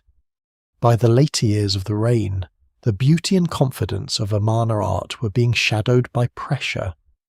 Death entered the royal household, foreign relationships strained. The new capital's future depended on a shrinking circle of people. Nefertiti's image remained powerful, but the world around it was becoming less secure. Soon the record would move from artistic ambiguity into something more dangerous: missing family members, altered offices, and a succession no monument could explain cleanly. The confidence of Amarna's royal images begins to falter when the final years of Akhenaten's reign come into view. The carved family still receives light from the Aten. Officials still praise the king, and ceremonial scenes continue to proclaim abundance, but the historical background grows darker. Members of the royal household disappear. Foreign correspondence becomes increasingly anxious. The succession remains unresolved, and the city built to embody eternal renewal starts to feel dependent on a dynasty running out of time. One of the most persistent explanations for these losses is epidemic disease. The wider Eastern Mediterranean and Near Eastern world of the 14th century BCE experienced movements of people, armies, goods, and diplomatic delegations that could also carry infection.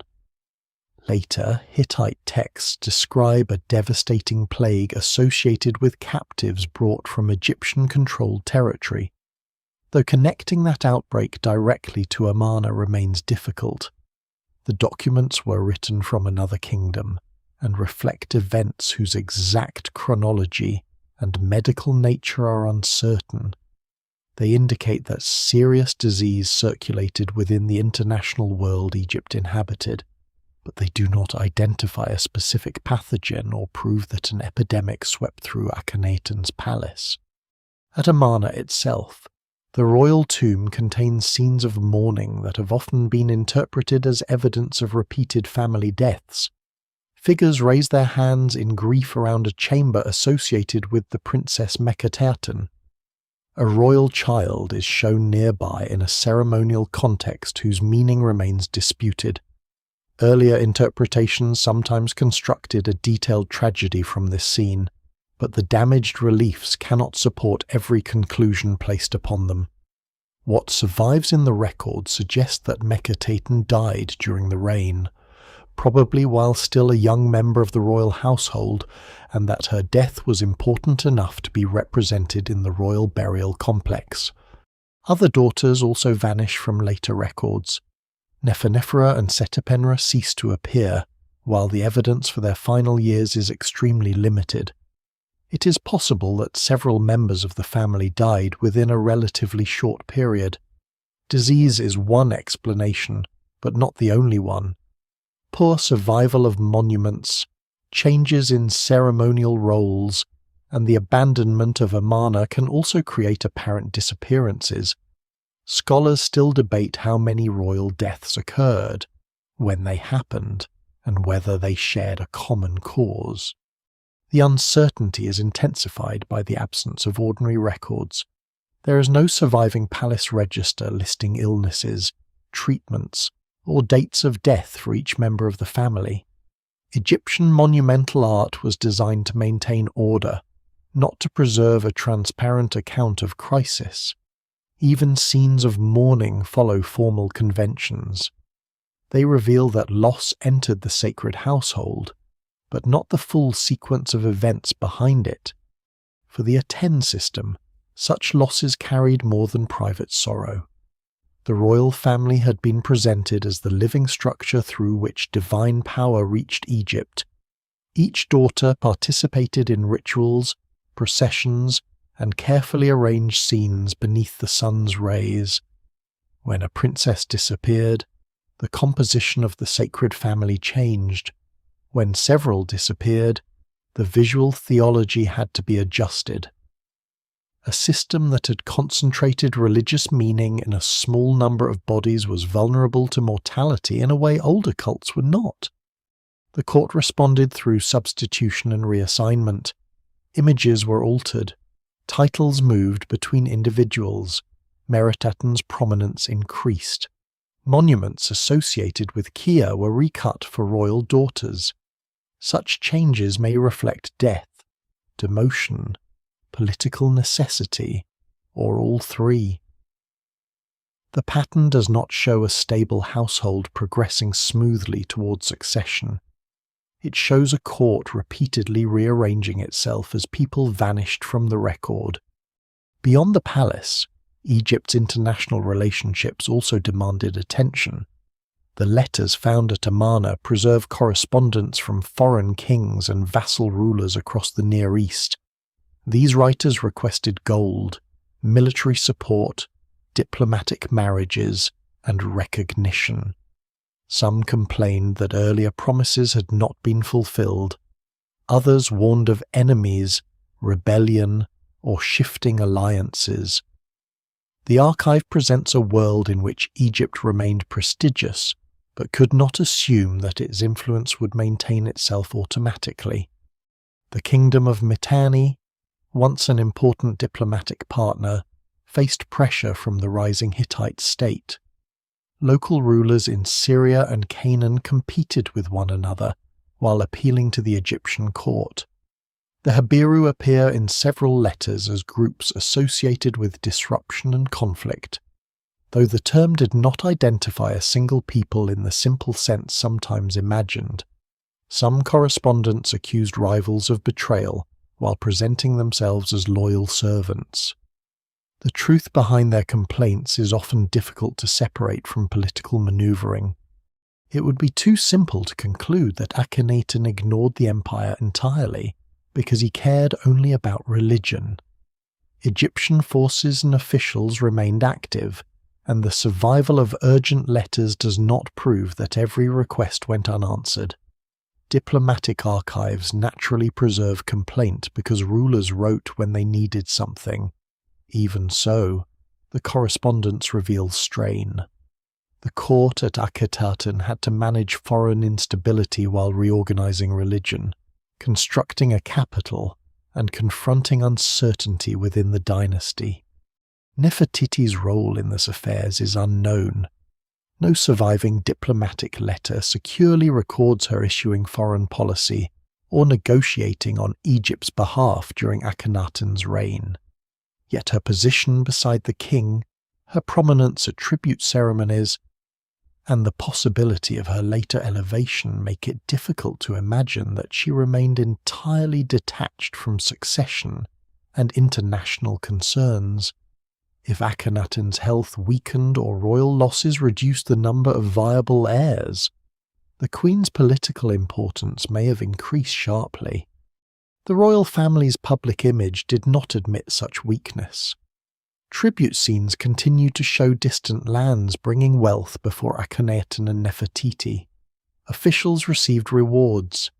The Aten illuminated a world presented as harmonious. This contrast between image and circumstance is not unique to Amarna. States frequently respond to insecurity by intensifying displays of certainty.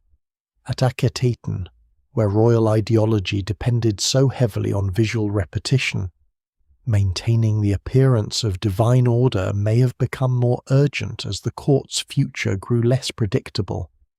The succession problem stood at the center of that future. Akhenaten had daughters, but no son by Nefertiti is securely documented. Tutankhamun would eventually become king, but his position during the final years of Akhenaten remains obscure. Smenkhkare and Neferneferuaten appear in the fragmentary sequence, but their identities, relationships, and order of rule are disputed. The court may have experimented with co-regency, elevated a royal woman, introduced a new male ruler through marriage, or followed a sequence combining several of these arrangements. Nefertiti's changing position must be understood against this pressure. Her kingly imagery had already prepared her for expanded authority. She had performed rituals without Akhenaten, occupied royal poses, and appeared as the central feminine force of the Aten cult. If the dynasty required a stabilizing figure, she was the most experienced and visible candidate within the royal household, yet experience alone did not guarantee succession. Egyptian kingship required names, titles, ceremonies, and recognition from officials whose loyalty could determine whether a transition survived. The final years may also have altered the emotional atmosphere of the court. Akhenaten's revolution had promised a world renewed each morning by the Aten, but sunlight could not prevent the disappearance of family members, the aging of the king, or the instability of foreign territories. The contrast must have been difficult to ignore. The god remained visible in the sky, while the human structure built around it grew increasingly fragile. None of this proves that Amarna collapsed in a single wave of disease or panic. The evidence does not support a dramatic scene in which the entire city suddenly understood that the experiment had failed. Administration continued, construction and burial preparations continued. Nefertiti remained present later than older theories once allowed. The decline was probably uneven, with ritual confidence and political uncertainty existing side by side. That coexistence is what makes the end of the reign so difficult to read. A queen may be depicted in full authority while succession plans are changing behind the image. A daughter may appear in one monument and vanish from the next. A foreign ruler may still call Egypt powerful while pleading for assistance. The city may continue functioning even as its long-term future disappears. Nefertiti stands within this narrowing corridor of time, still great royal wife, still central to the royal cult, and still surrounded by titles that proclaim stability. Yet the household she helped make sacred has been altered by loss. The international world beyond Amarna is shifting. The king's reign is approaching its end, and the question of who will inherit both throne and failure can no longer be postponed. For decades, historians believed Nefertiti herself had already disappeared before these final pressures reached their height. A single dated inscription changed that assumption. Written not in a palace or royal tomb but in a limestone quarry, it carried her name into Akhenaten's 16th year and placed the missing queen almost at the edge of the reign. The last clear trace of Nefertiti does not come from a throne room, a royal tomb, or one of the great open temples of the Aten. It survives in a limestone quarry at Deir Abu Hinis, across the river from Amarna, where workers once cut building stone for Akhenaten's new capital. On the rock face, amid the practical marks of extraction and administration, a dated inscription carries the queen's name into the 16th year of Akhenaten's reign. Its setting is almost painfully ordinary. The woman who dominated the visual world of Amarna is preserved at the edge of history not in a masterpiece, but in a working landscape of dust, tools, and unfinished stone. The inscription refers to her by the expanded name Neferneferuaten Nefertiti, and identifies her as the great royal wife, beloved of the king and lady of the two lands. The language is formal, but its significance is enormous. For much of modern scholarship, Nefertiti's absence from securely dated royal scenes after the 12th year had been interpreted as evidence that she was already gone. She was said to have died, fallen from favour, withdrawn from court, or been replaced by another woman. The year 16 graffito made those explanations much harder to sustain. The problem had begun with an apparent silence. In the 12th year of Akhenaten, Nefertiti appeared prominently during the great reception of foreign tribute at Amarna. After that point, her dated presence seemed to fade. Other names became more visible. Meritaten rose in status. Kia's monuments were altered. The royal family suffered losses. Since the surviving record was already fragmentary, historians arranged these clues into a sequence that seemed plausible. Nefertiti disappeared after year 12, perhaps because she died during a period of illness within the court. That reconstruction was never based on a document announcing her death. It depended on the absence of later evidence. Absence can be meaningful, particularly in a culture that recorded royal status so carefully. But it is also dangerous. Monuments are destroyed, inscriptions remain unpublished, and entire archives vanish. Amarna is especially treacherous because the city was abandoned, dismantled, and deliberately attacked by later regimes. A missing name may reflect an ancient political decision, modern excavation history, or simple accident rather than a historical disappearance. The quarry inscription changed the weight of that silence. Nefertiti was still being named as Great Royal Wife in year 16, close to the end of Akhenaten's reign. She had not simply vanished 4 years earlier, at least not in the sense assumed by older timelines. Her title remained active enough to appear in a dated working record connected to the royal building system. The phrase "wishing her life forever" was conventional, but convention itself matters. Scribes did not normally preserve the formal identity of a disgraced queen by accident. The date also places her within the period of greatest dynastic uncertainty. By year 16, Akhenaten had ruled long enough for the first excitement of the Aten revolution to harden into a demanding political structure. The city of Akhetaten was established. The attack on traditional divine names had intensified. Members of the royal family had disappeared from the record. Succession could no longer remain a distant question. Nefertiti was therefore not merely alive late in the reign. She remained queen while the future of the dynasty was being decided. Yet the inscription is powerful precisely because its meaning is limited. It does not state that Nefertiti was co-ruler. It does not call her pharaoh.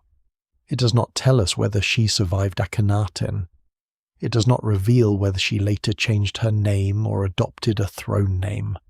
It only fixes one point securely in Akhenaten's 16th year. She was still formally recognized as his great royal wife, This distinction prevents the graffito from becoming another false solution.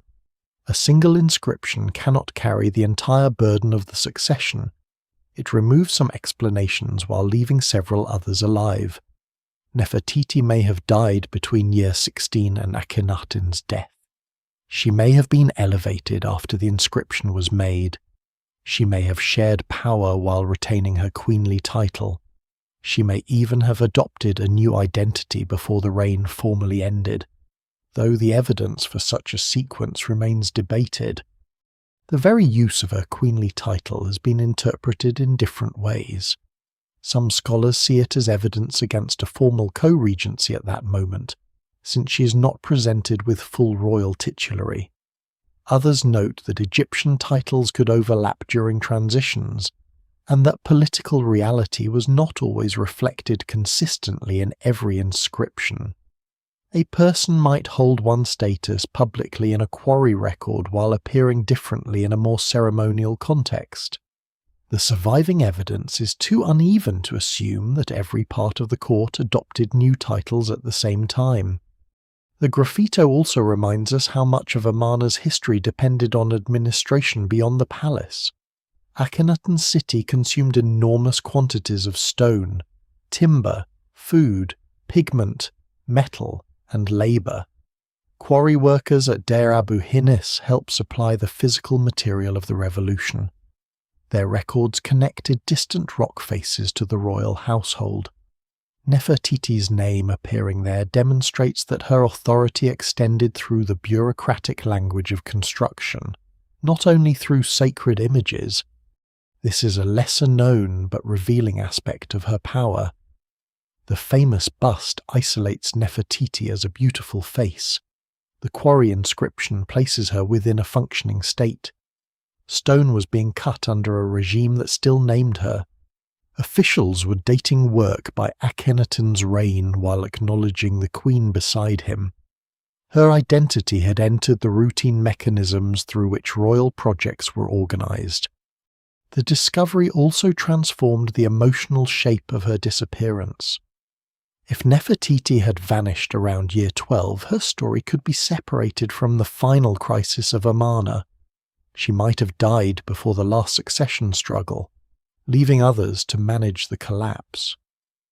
But if she remained great royal wife in year 16, then she stood much closer to the centre of the ending. She may have witnessed the weakening of the royal family, the rise of Meritaten, the changing position of court officials, and the first preparations for whatever government would follow Akhenaten. Her continued presence raises difficult questions about the later monuments in which she seems absent. Perhaps the record is simply too damaged.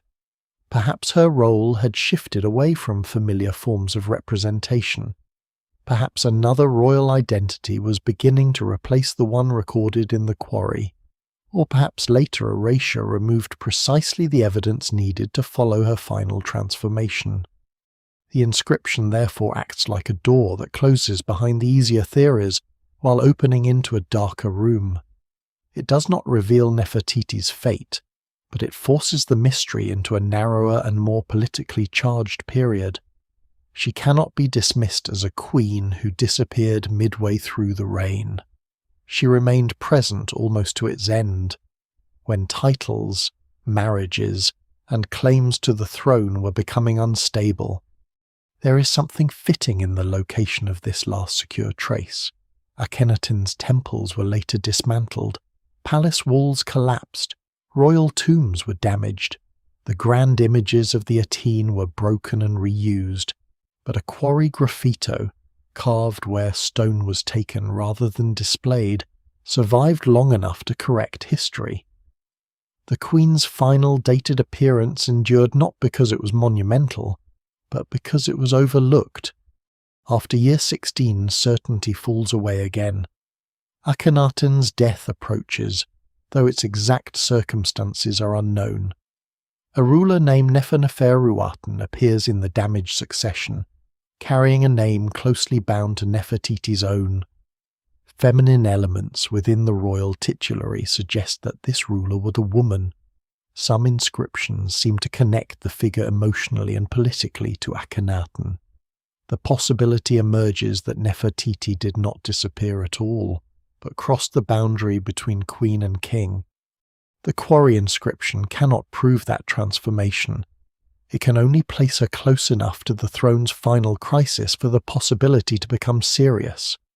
The great royal wife is still there in year 16. Soon afterward, the record begins speaking in another royal voice. The name that follows Nefertiti into the darkness is almost, but not quite, her own. Neferneferuaten had already formed part of her expanded queenly name for years, linking her identity to the Aten and to the religious order she helped embody. Near the end of the Amarna period, however, Neferneferuaten appears within a full royal titulary attached to the throne name Ankhkheperure. This is no longer the language of a great royal wife standing beside a king. It is the language of kingship itself.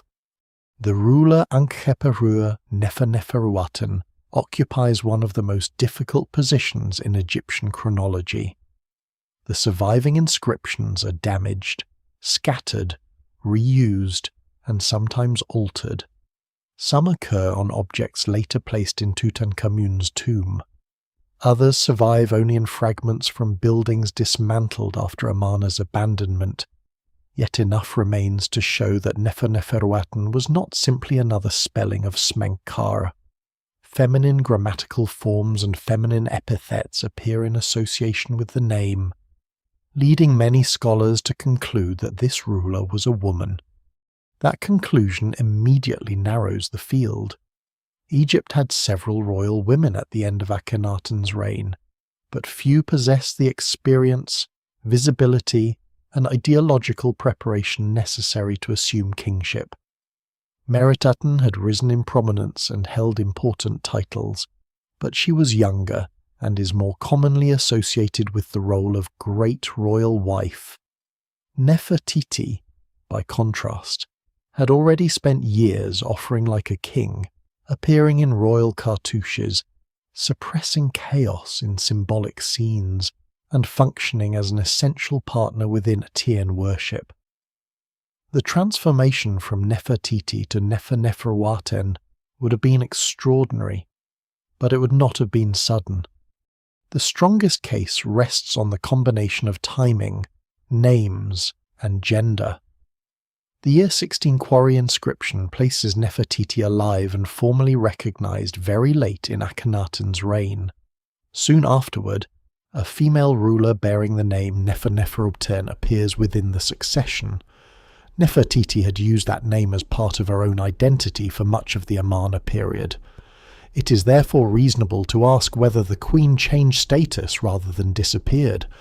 Some royal inscriptions associated with Neferneferuaten include epithets that seem to express a relationship with Akhenaten. One has been interpreted as meaning effective for her husband, though readings and restorations remain debated. If the interpretation is correct, it would suit Nefertiti especially well. She had been Akhenaten's publicly dominant wife and ritual partner. A throne name emphasizing devotion or effectiveness toward a husband would fit a woman whose legitimacy depended partly on continuity with the deceased or weakened king. But every part of this argument requires caution. Names could be adopted by more than one person. Royal epithets were formulaic and sometimes damaged. Objects were reused, inscriptions overwritten, and titles transferred. The fact that Nefertiti bore the element Neferneferuaten does not prove that every later occurrence refers to her. Egyptian royal identity could be deliberately constructed to create continuity, even when the individual changed. The order of events is equally uncertain. Nefertiti may have become co-ruler during Akhenaten's lifetime, taking full royal names while he still reigned. She may have succeeded him after his death and ruled independently for a short period. Another possibility is that she first served as co-regent and then continued as sole ruler. The surviving dates do not allow a clean sequence, and the evidence remains incomplete. A co-regency would help explain why the court elevated someone with deep familiarity with Aten ritual and state administration.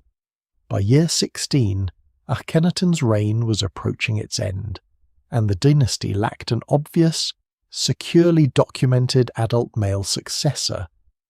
Tutankhamun was likely still young. Meritaten had status but limited experience. Nefertiti had already represented the monarchy for years. If political stability required a second ruler, she was an obvious candidate. There were precedents for female kingship in Egypt, though each arose under different circumstances.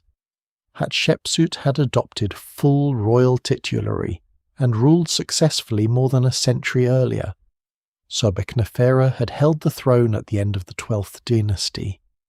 Egyptian ideology identified kingship as male, but it could accommodate a woman when dynastic necessity demanded it.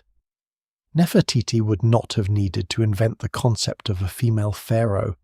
She would only have needed to persuade the court that she was the person capable of preserving order. Her own career had prepared that persuasion visually. Amarna artists had shown her performing acts normally reserved for the king without concealing her femininity.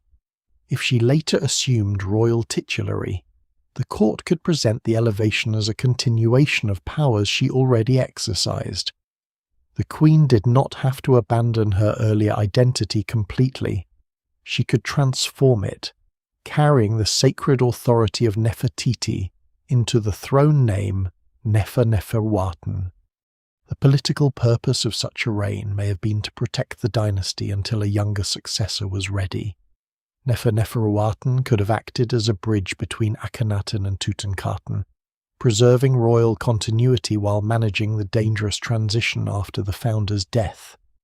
This would explain why some funerary objects prepared for a female ruler later entered Tutankhamun's burial assemblage.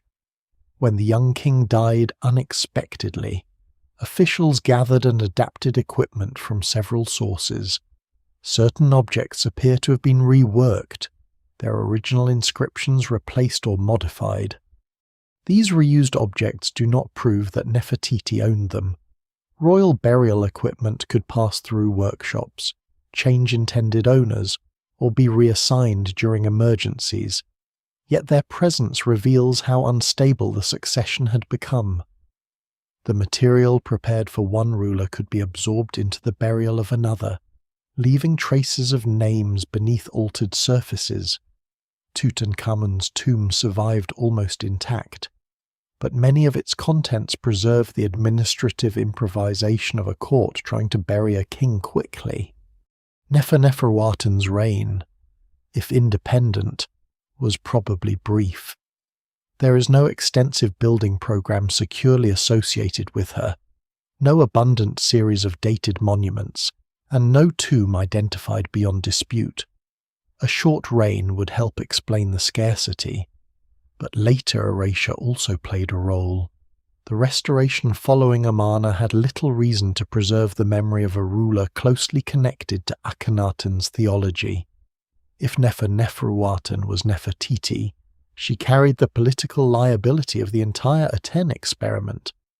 Her policies are almost entirely unknown. She may have continued Akhenaten's religious system without modification. She may have begun a cautious return toward traditional worship. Some evidence from the transition suggests that the restoration was gradual rather than immediate.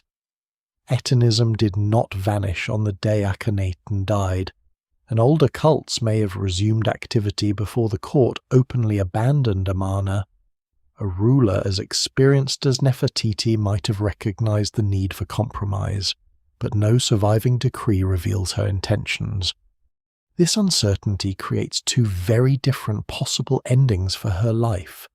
In one, Nefertiti remains loyal to Akhenaten's vision, assumes the throne, and attempts to hold the Aten state together for a few final years. In the other, she becomes the first ruler to soften the revolution, using her authority to guide Egypt away from the system she had once represented. Both possibilities fit fragments of the broader transition. Neither can be demonstrated. There is also a more personal transformation hidden within the royal names. Nefertiti had entered history as a queen whose origins were barely recorded. As Neferneferuaten, she may have attempted to erase that uncertainty by becoming the source of authority herself. A king did not need to be explained through parentage in the same way as a royal wife. Full titulary could remake an individual as the chosen ruler of Egypt, supported by divine order and ritual recognition. Yet the new identity may have contributed to her later disappearance. If Nefertiti became pharaoh, later records might no longer refer to her by the name modern observers search for. Her apparent absence would be partly an illusion created by a change of title. Then, when the Amarna rulers were condemned and omitted from official memory, both the queen and the king she became could vanish together. The hypothesis is compelling because it joins several broken pieces without requiring the queen to die at the moment her earlier record ends. It explains her unusual kingly imagery, her survival into year 16, the appearance of a female Neferneferuaten, and the shortage of clear adult successors. But historical elegance is not proof. Scholars still debate the identification, and no inscription has yet been found stating plainly that Nefertiti, great royal wife of Akhenaten, took the throne as Ankhkheperure Neferneferuaten. The case therefore remains suspended between strong probability and unfinished evidence. Nefertiti may have reached the highest office in Egypt, yet the throne name that could preserve her final years also conceals her behind another identity. Before that possibility can be accepted, one further figure must be separated from the confusion. Smenkhkare appears beside the same throne name, near the same royal women, and within the same damaged years, creating a succession problem in which two rulers were once mistaken for one. Smenkhkare enters the story like a name written across a damaged surface. He appears close to the end of Akhenaten's reign, associated with the throne name Ankhkheperure, linked to Meritaten, and surrounded by inscriptions that were later altered, reused, or misunderstood. For decades, the similarities between his royal names and those of Neferneferuaten encouraged scholars to combine them into a single ruler. The result was a convenient but unstable solution, one shadowy successor who might have been male, female, Nefertiti, Smenkhkare, or somehow all of them at once. Closer study has made that simplicity harder to defend. The surviving forms of the name suggest that Smenkhkare and Neferneferuaten were most likely separate individuals. Both used versions of the throne name Ankhkheperure, but their personal names and grammatical markers differed. Neferneferuaten appears with feminine elements that strongly suggest a female ruler. Smenkhkare, by contrast, is presented as male and is associated with Meritaten as great royal wife. The distinction does not solve the succession, but it prevents one mystery from swallowing another. The central difficulty is chronology. Smenkhkare may have ruled beside Akhenaten as a co-regent, succeeded him briefly, or occupied the throne before or after Neferneferuaten. Each sequence creates different implications for Nefertiti. If Smenkhkare became co-ruler while she remained great royal wife in year 16, then the court may have contained several overlapping centres of authority. If he succeeded Akhenaten before Neferneferuaten, the female ruler may have emerged only after his early death. If Neferneferuaten ruled first, Smenkkare's place must be shifted again. The evidence remains incomplete enough that several arrangements survive. One of the best-known images connected with Smenkhkare comes from the tomb of the official Maria II at Amarna. It shows a royal couple beneath the Aten's rays, identified through inscriptions as Smenkhkare and Meritaten. This scene is damaged, but it establishes an important relationship. Meritaten, Nefertiti's eldest daughter, had reached the position of great royal wife beside a king who was not Akhenaten. This was not merely a family portrait. It was a declaration that a new royal pair had entered the sacred structure of the state.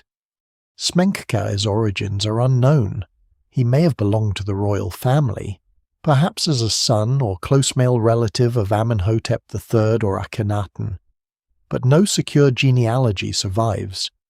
Some theories have made him Akhenaten's son, brother, or son-in-law. His marriage to Meritaten certainly connected him to the ruling house, but marriage alone does not reveal whether it created his claim or merely reinforced one he already possessed. The absence of a clearly recorded parentage leaves him strangely similar to Nefertiti, highly significant at the moment of appearance, almost invisible before it. His reign, if it was a separate reign, appears to have been extremely short. There are few monuments securely attributable to him, and no extensive administrative archive. This scarcity may indicate that he ruled only briefly, perhaps for months or a small number of years. It may also reflect the later destruction of Amarna memory. A ruler who stood between Akhenaten and the Restoration had little chance of being preserved in official history, especially if his authority depended upon the same condemned religious system. The overlap in throne names made later confusion almost inevitable. Egyptian kings used multiple royal names, and similar throne names could communicate continuity.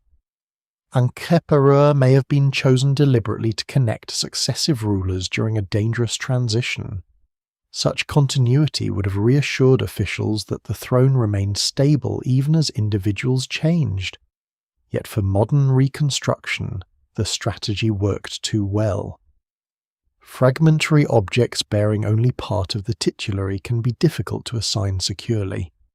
Earlier scholarship sometimes identified Smenkhkare with Nefertiti by proposing that the queen adopted a male royal identity. This was not impossible in Egyptian terms, since female rulers could use masculine forms of kingship. But the clearer distinction between Smenkhkare and the female Neferneferuaten has weakened that explanation. Nefertiti, if she became king, is now more plausibly connected to Neferneferuaten than to Smenkhkare.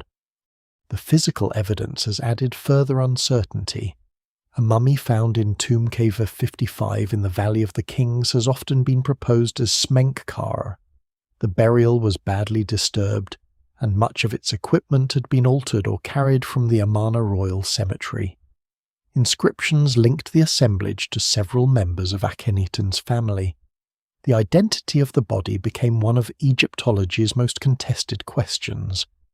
Genetic research published in 2010 identified the KV-55 mummy as the father of Tutankhamun within the tested royal family group and proposed that the individual was Akhenaten.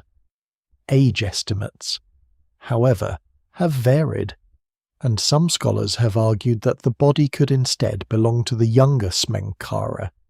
The debate is not merely technical.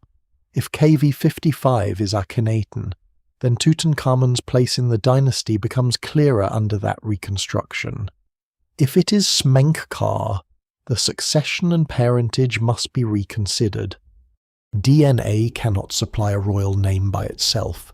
It can indicate biological relationships among tested individuals, but those relationships must still be matched to historical identities.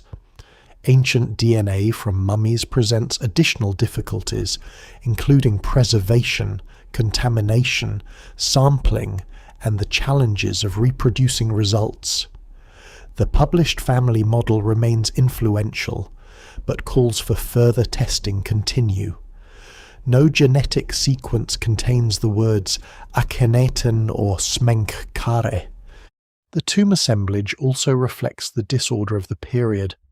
Objects originally belonging to Queen Tiye and other Amarna figures were brought into the Valley of the Kings. Names were damaged. Royal symbols were attacked.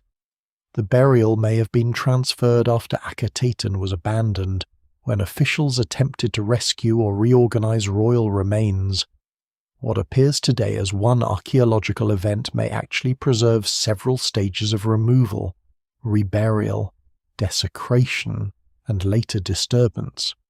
Smenkhkare's relationship with Akhenaten is equally uncertain.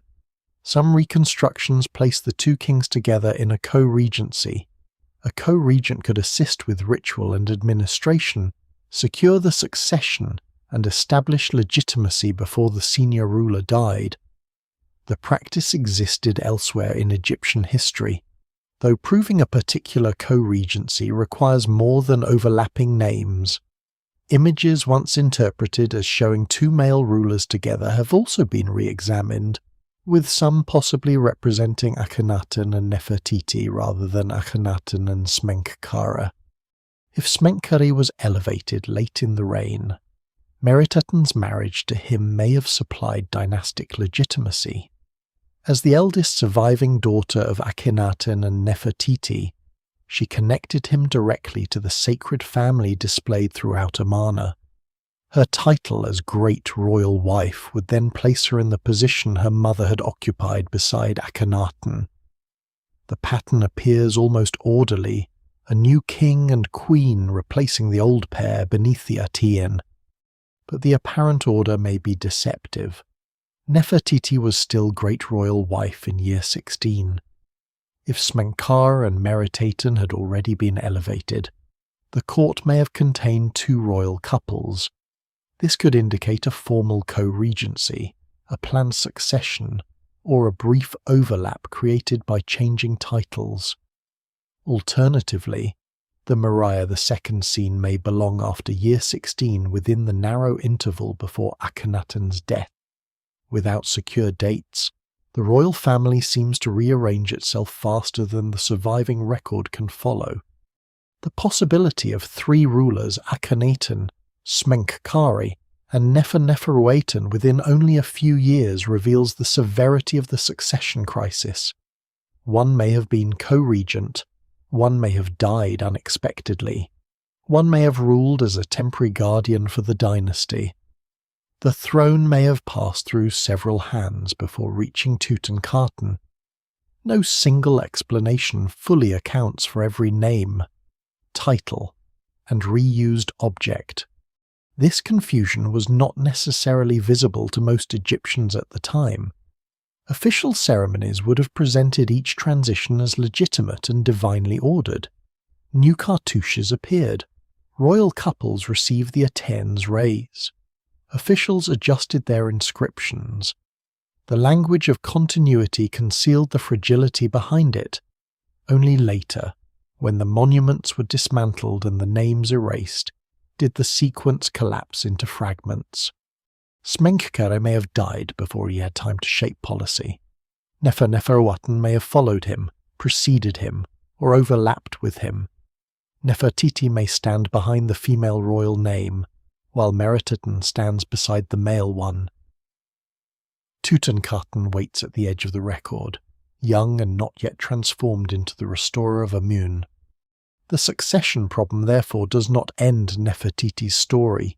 It explains why her story became almost impossible to separate from the collapse around her.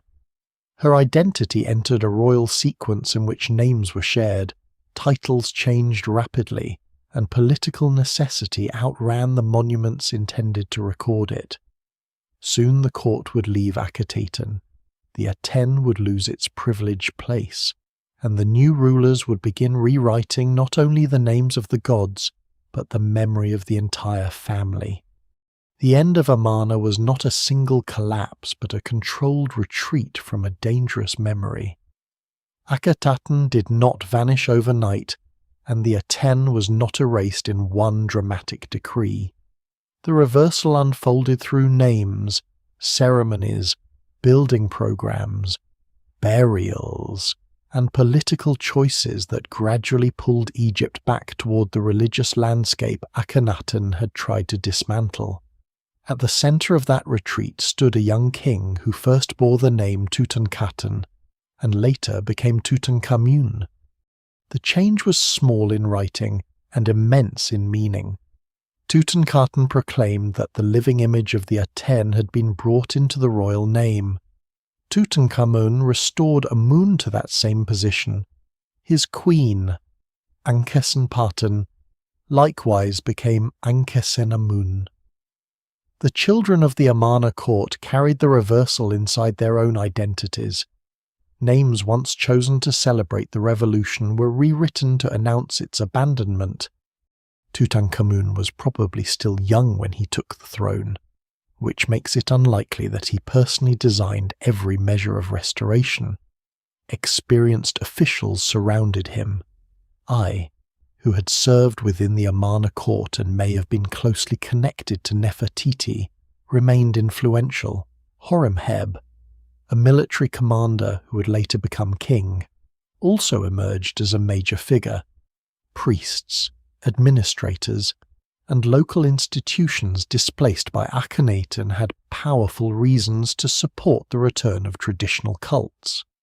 The restoration was therefore both religious and political, carried out through a court whose senior members had survived the very regime they were now undoing. A formal restoration inscription issued under Tutankhamun described temples neglected, sanctuaries ruined, and gods no longer answering prayers. The language placed blame upon the recent past without naming Akhenaten directly. Egypt was presented as a land whose sacred order had been broken and now required repair.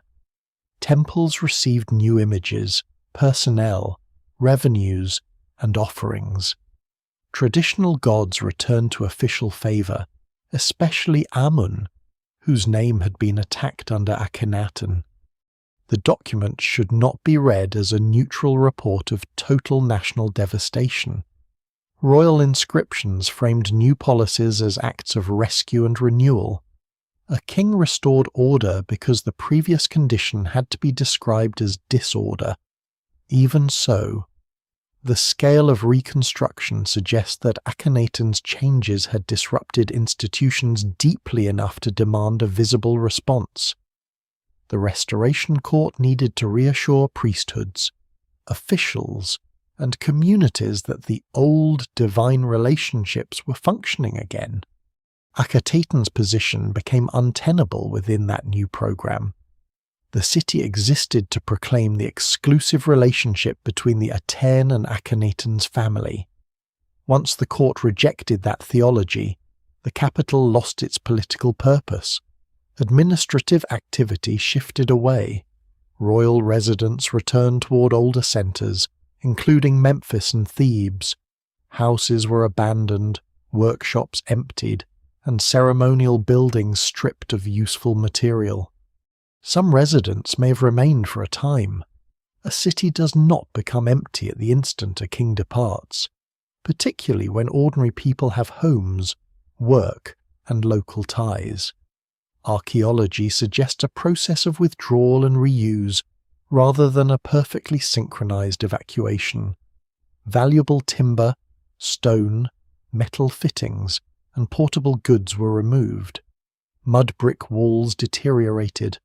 Wind and sand entered spaces once maintained by large bodies of labour.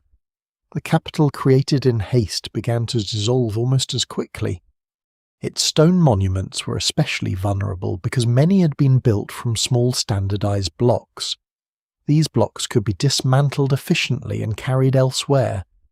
Later rulers reused them as filling material inside pylons, walls, and foundations. Ironically, this destruction helped preserve thousands of decorated fragments. Images of Akhenaten, Nefertiti, their daughters, and the Aten were hidden inside later structures, protected from weather even as their original meaning was broken apart. Reconstruction from those fragments resembles assembling a shattered archive whose pages have been mixed into several buildings. A hand of the Aten may survive in one block, part of Nefertiti's crown in another, and a princess's face somewhere else. Their original compositions can sometimes be restored, but never completely. The physical dismantling of Amarna became the material form of historical erasure. The royal names were also attacked. Akhenaten's cartouches were cut away. Images of the Aten were damaged. The king who had ordered the removal of Amun's name now suffered a similar treatment. His reign and those closely connected with it were excluded from later royal lists. Official chronology sometimes moved directly from Amenhotep III to rulers of the restored order, as though the Amarna kings had never legitimately occupied the throne. This omission mattered because Egyptian kingship depended upon continuity with the past. To remove a king from official memory was to deny him a place within the ordered succession, linking the living ruler to divine ancestors. It was not possible to erase every object or every private recollection, but state monuments could define which names deserved ritual remembrance. Akhenaten became the condemned ruler, sometimes referred to indirectly as the enemy or criminal of Akhetaten. Nefertiti was caught within the same campaign, although the exact treatment of her memory remains harder to isolate. If she died as great royal wife before the restoration, she was still the most visible female symbol of the Aten regime. If she ruled as Neferneferuaten, later authorities had even stronger reasons to suppress her. In either case, her images were dismantled with the city, her titles disappeared from official succession, and her possible royal identity was absorbed into a period later rulers preferred not to explain. The erasure was selective rather than simple. Amarna officials survived. I became pharaoh, Horemheb, who later presented himself as the great restorer of Egyptian order, had built his career within the wider political world shaped by Akhenaten's reign. Artistic techniques, administrative habits, and personnel crossed the transition. Egypt could condemn the revolution while retaining people who had served it. Tutankhamun himself embodied this contradiction. He was linked biologically and politically to the Amarna dynasty, married to Akhenaten and Nefertiti's daughter, and may have spent part of his early life within their court. Yet his reign publicly rejected the religious system of that family. Restoration required him to preserve dynastic legitimacy while distancing himself from its most dangerous legacy. The move away from Amarna also affected royal burial. Akhenaten had prepared a tomb in the cliffs east of his city, breaking with the royal burial tradition centered near Thebes. Other members of the family may also have been interred in the Amarna Royal Cemetery. As the capital was abandoned, some royal remains and burial goods appear to have been transferred westward to the Valley of the Kings. These movements produced disturbed assemblages, reused coffins, altered names, and bodies separated from their original identities. The tomb known as KV-55 may preserve one result of that transfer. Its contents included objects connected to several Amarna royals, but later damage obscured the identity of the person buried there. The coffin's name had been attacked. The burial environment mixed family memory with political rejection. Whoever lay inside had been carried away from Akhetaten but not restored with full dignity. This reorganization of the dead helps explain why Nefertiti's tomb is so difficult to locate. If she was buried at Amarna, her body may have been moved. If she became pharaoh, her burial equipment may have been reassigned, altered, or dismantled. If she died during the transition, officials may have placed her in a temporary or unfinished tomb. Every major possibility is complicated by the deliberate disruption of the period's funerary landscape. Horemheb eventually intensified the erasure. Having no direct heir of his own, he presented his reign as the restoration of legitimate order after years of corruption. Monuments of Tutankhamun and A were appropriated, their names replaced by his. The sequence of Amarna and its immediate aftermath was compressed further. Later rulers of the 19th dynasty inherited an official history in which the Aten experiment existed primarily as a warning. Yet the erasure never fully succeeded. Quarry inscriptions survived, workshop models remained beneath debris, tomb scenes endured in damaged form, reused stones preserved fragments of Nefertiti's body, and titles inside the monuments of those who rejected her world. Tutankhamun's small tomb retained objects from the confused succession. The attempt to destroy memory instead scattered it across Egypt. Nefertiti's vanishing was therefore not caused by silence alone. It was manufactured through abandonment, reuse, omission, and the replacement of names. Later generations did not merely fail to record her ending. They inherited a political reason not to preserve it clearly. By the time modern archaeology began reconstructing Amarna, the queen's final years had been broken into separate problems: an unidentified ruler, altered burial goods, displaced mummies, and a tomb that might no longer exist in its original form. The city had been dismantled, the succession had been rewritten, the dead had been moved. What remained was a trail of fragments leading away from Nefertiti's public life, and toward the place where Egypt's missing royals were supposed to be found, the sealed corridors and hidden chambers of the Valley of the Kings. The search for Nefertiti's tomb begins with an uncomfortable possibility it may no longer exist in the form archaeologists expect. A royal burial could be prepared in one city, abandoned in another, emptied during political change, reopened for transfer, stripped by officials, entered by robbers, damaged by flood, or concealed beneath a later construction. In the case of the Amarna royal family, several of these events may have occurred in succession.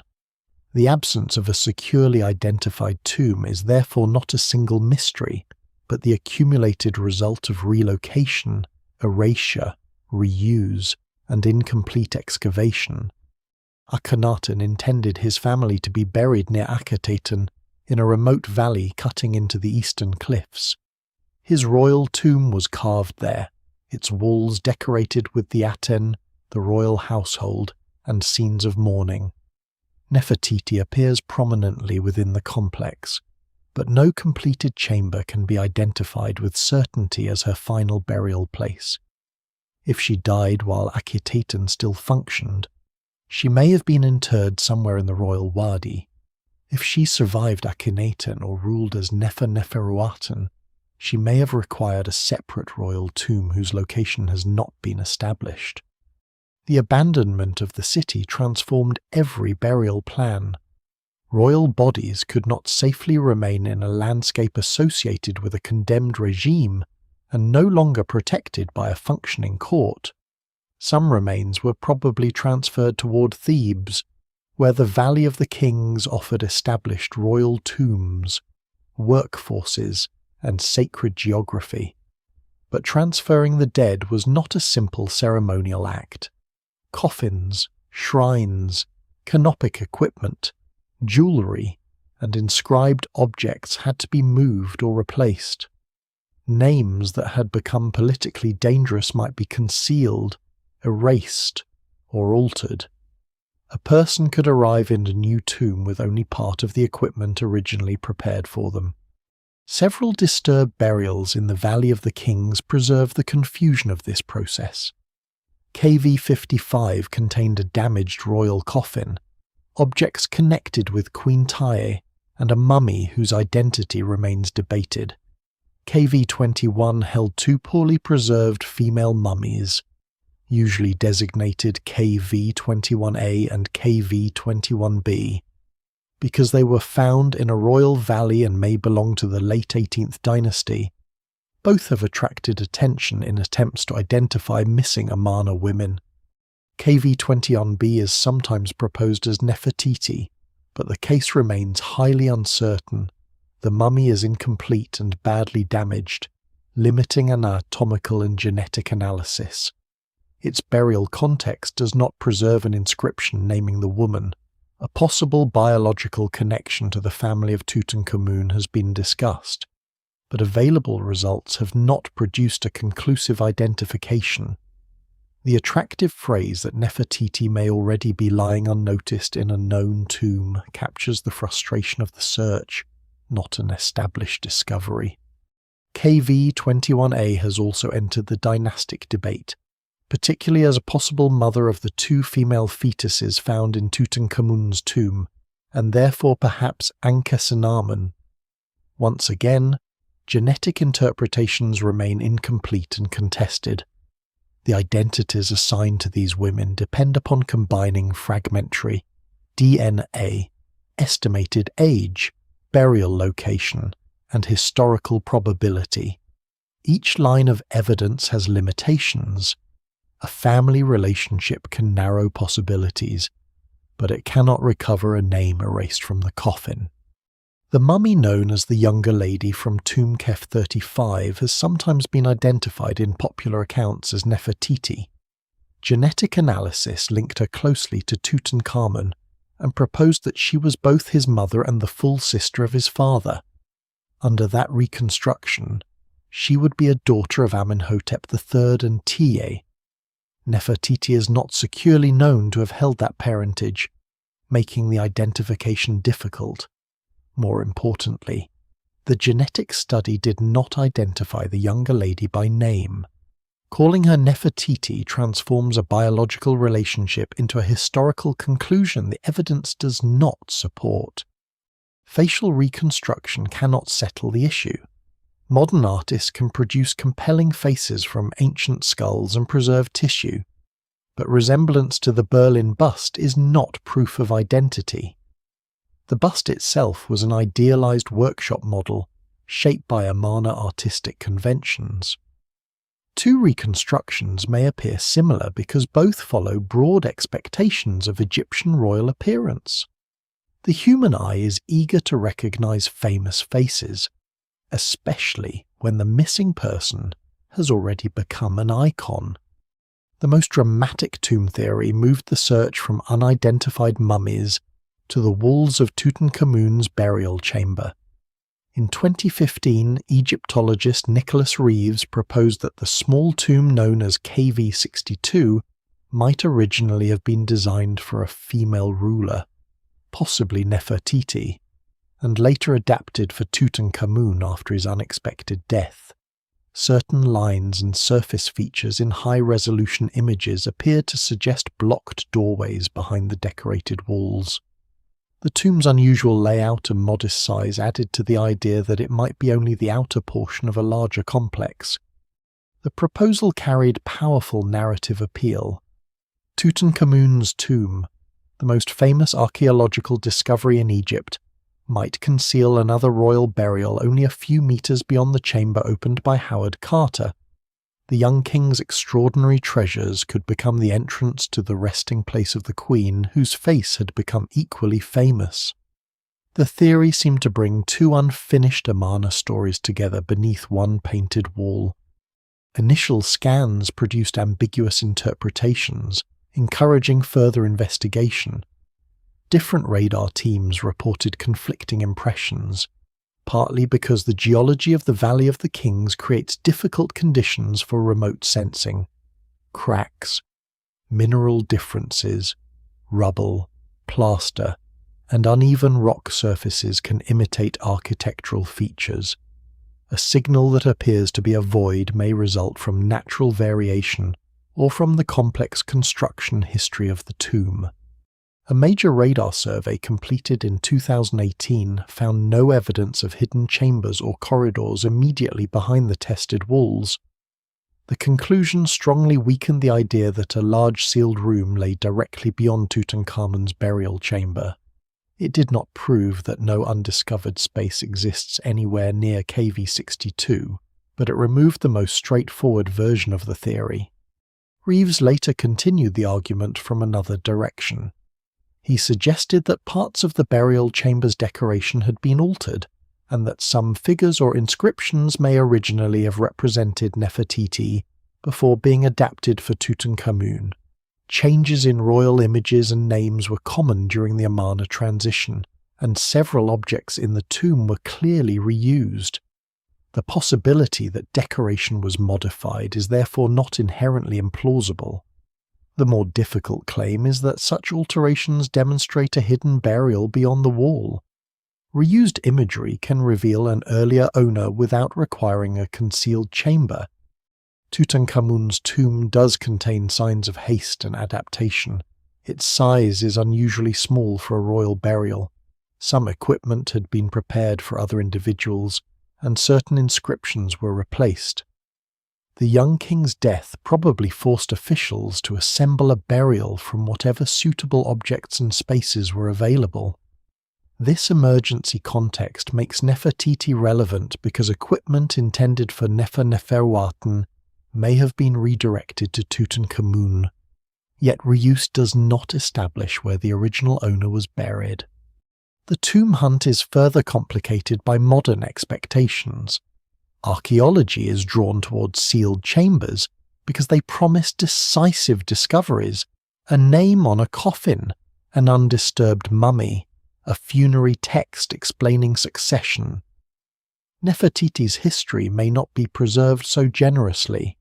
Her burial might have been robbed in antiquity, dismantled during restoration, damaged beyond recognition, or absorbed into a collective reburial.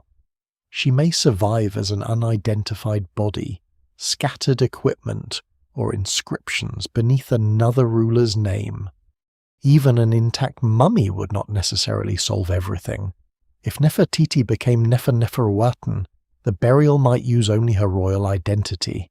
If she was reburied after the restoration, her Aten-era names might have been removed. DNA could establish relationships but still leave several historically plausible women. The discovery of remains would need to align biological evidence, titles, burial goods, chronology, and archaeological context before a secure identification could be made. The search therefore remains open, but not empty. The failure of the hidden chamber theory to gain confirmation is itself valuable. It separates an evocative possibility from the evidence required to support it. The unidentified women of KV-21 remain candidates, not answers. The younger lady remains a member of Tutankhamun's family, not automatically Nefertiti. The Amarna royal tomb remains part of the story, but not a confirmed final resting place. Somewhere within this landscape of disturbed burials and altered names, the Queen's physical fate may still be recoverable. It may also have been destroyed beyond recovery. Egypt has preserved her image more completely than her body, her power more clearly than her death, and her name more securely than her grave. With no tomb, no named mummy, and no final inscription, the mystery returns to the evidence already assembled. Nefertiti survives late into Akhenaten's reign, stands closer to kingship than almost any queen before her, and may reappear under a royal name. The search for her burial cannot decide between those possibilities. The final answer must instead weigh what each explanation accounts for and what each one leaves unresolved. The strongest explanation for Nefertiti's disappearance is not that she suddenly ceased to matter, but that the form in which history recorded her changed. The evidence now makes an early fall from favour difficult to defend. She remained great royal wife in Akhenaten's 16th year, close to the end of the reign. Her authority had already expanded far beyond the conventional role of a queen. She performed rituals independently, wore distinctive crowns, occupied kingly poses, and stood at the centre of a religious system whose survival depended upon the royal family. Shortly afterward, a female ruler named Ankhkheperure Neferneferuaten appears in the damaged succession. No single inscription identifies that ruler plainly as Nefertiti, but the alignment of timing, name, gender, and political necessity is too substantial to dismiss. This does not make the identification certain. Meritaten and other royal women remain part of the discussion, and the sequence involving Smenkhkare is still unresolved. The surviving chronology may contain a co-regency, 2 short reigns, or overlapping uses of royal names. What appears as a neat transfer on a modern timeline may have been a hurried succession, managed by officials confronting illness. death and a young heir. Yet among the available candidates, Nefertiti possessed the clearest preparation for kingship. If she became Neferneferuaten, her apparent disappearance becomes partly a problem of language. Modern historians search for the queen named Nefertiti after year 16, while the ancient court may have begun referring to the same woman by a throne name. The individual continues, but the identity changes. Later restoration and erasure then remove the royal name as well, leaving two broken biographies where there may once have been one continuous life. This possibility explains more than a simple death does. It accounts for Nefertiti's unusual visual authority, her late survival, and the appearance of a female ruler during the succession crisis.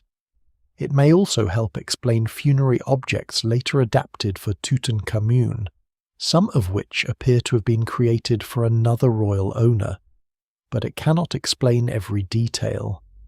The length of Neferneferuaten's reign remains uncertain.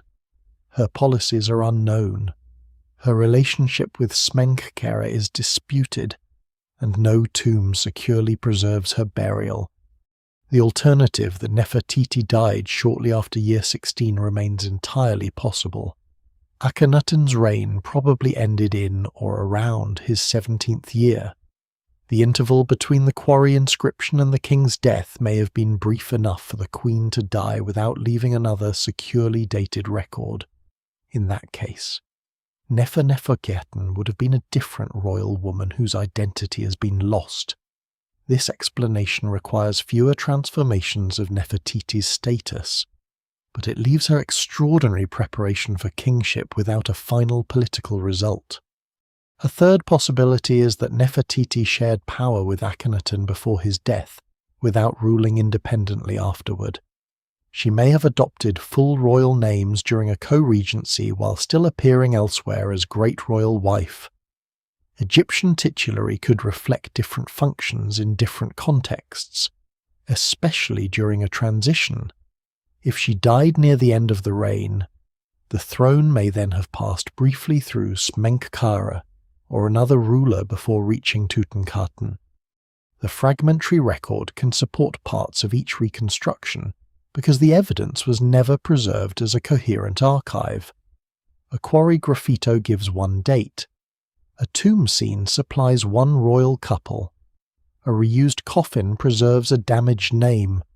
A funerary object carries traces of an earlier owner. Later king lists remove the entire sequence. The mystery is not maintained by the absence of evidence alone, but by evidence that survives in forms never intended to answer modern questions. Nefertiti's legacy also extends beyond the unresolved succession. During her own lifetime, she participated in one of the most radical experiments in Egyptian history. The Aten revolution attempted to reorder worship, architecture, royal imagery, and access to divine power. The experiment failed politically, but it left an artistic and archaeological record unlike anything before it. Nefertiti stands within that record not merely as Akhenaten's beautiful wife, but as one of the principal actors through whom the new order was expressed. Her image changed the visual possibilities of queenship. She could be mother, ritualist, divine partner, patron, conqueror, and perhaps king. Later rulers did not openly inherit her model, because Amarna itself became a condemned memory. Yet her career demonstrates how flexible Egyptian kingship could become when dynastic survival demanded it. The system was conservative, but not incapable of adaptation. A woman standing close enough to the throne could cross boundaries that official ideology otherwise presented as permanent. The destruction of Amarna shaped her modern fame as much as her ancient power. Because the city was abandoned rather than continuously rebuilt, workshops, houses, tombs, and fragments remained available for archaeology. The sculptor's bust survived because it was left behind in a studio. The object now displayed in Berlin has become one of the most recognizable faces from antiquity. while the political woman it represented remains much less familiar. That contrast continues to influence how Nefertiti is remembered.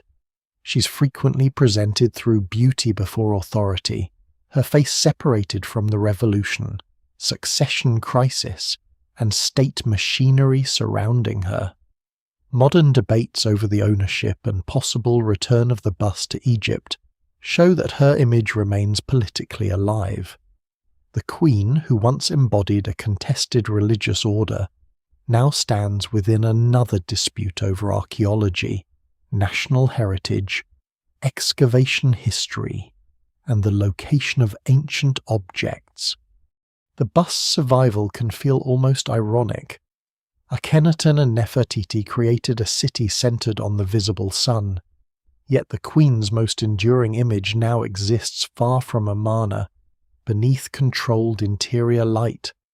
Her crown remains bright, her painted features carefully protected, while the desert city that gave her authority lies in foundations and scattered fragments. Millions know her face without knowing whether she died as a queen or ruled as a pharaoh. The secret may still be answered. New excavation at Amarna could recover another dated inscription. Re-examination of museum objects may reveal erased names beneath later alterations. Improved imaging could distinguish original decoration from repainting. Carefully conducted genetic work might clarify relationships among unidentified royal mummies, though DNA alone would still require historical context. An undiscovered tomb remains possible, even if the more dramatic claims surrounding Tutankhamun's walls have not been confirmed. But archaeology does not guarantee an ending. Ancient governments destroyed records deliberately. Tomb robbers dismantled burials. Floods, quarrying, reuse, and excavation removed context that cannot be recreated. Some evidence may have disappeared so completely that no future discovery can restore it. Nefertiti's fate may always remain a range of probabilities rather than a single final answer. Among those probabilities, the identification with Neferneferuaten remains the most compelling reconstruction, though not an established fact. It treats Nefertiti's late presence and unusual authority as connected developments, rather than unrelated accidents. It allows the Queen's public career to culminate in kingship, and explains why her familiar name fades just as a female royal name appears. Yet responsible history must preserve the gap between persuasive interpretation and proof. That gap is the unfinished royal secret. It lies between the queen in the quarry inscription and the female ruler in the broken cartouches, between the sculptor's model and the missing body, between the family glowing beneath the Aten and the abandoned rooms of Akhetaten. Nefertiti does not vanish at one identifiable moment. She passes through a succession of transformations until the record can no longer follow her. Her disappearance was shaped by the revolution she served. Akhenaten concentrated divine authority in his family, built a capital dependent upon his presence, and attacked the older institutions that might have absorbed change gradually. When the dynasty weakened, the system had little room to survive. The restoration that followed needed not only new policies, but a new version of the past. Nefertiti, whether queen or pharaoh, belonged too completely to the rejected order to be preserved clearly. And yet, she was not erased. Her enemies broke the monuments but preserved fragments inside later walls. Officials reassigned burial objects but left earlier inscriptions beneath the new ones. A quarry worker recorded her title late enough to overturn centuries of assumption. A sculptor abandoned a painted model that would carry her face into another age. The campaign to remove Amarna created the scattered clues through which it returned. Nefertiti's final achievement may therefore be the one no ruler can plan. She survived not through an official history, a named tomb, or a secure line of successors, but through contradiction. the most visible queen of Amarna became its least settled identity. The woman represented everywhere disappeared into the spaces between names. The desert at Amarna grows quiet each evening.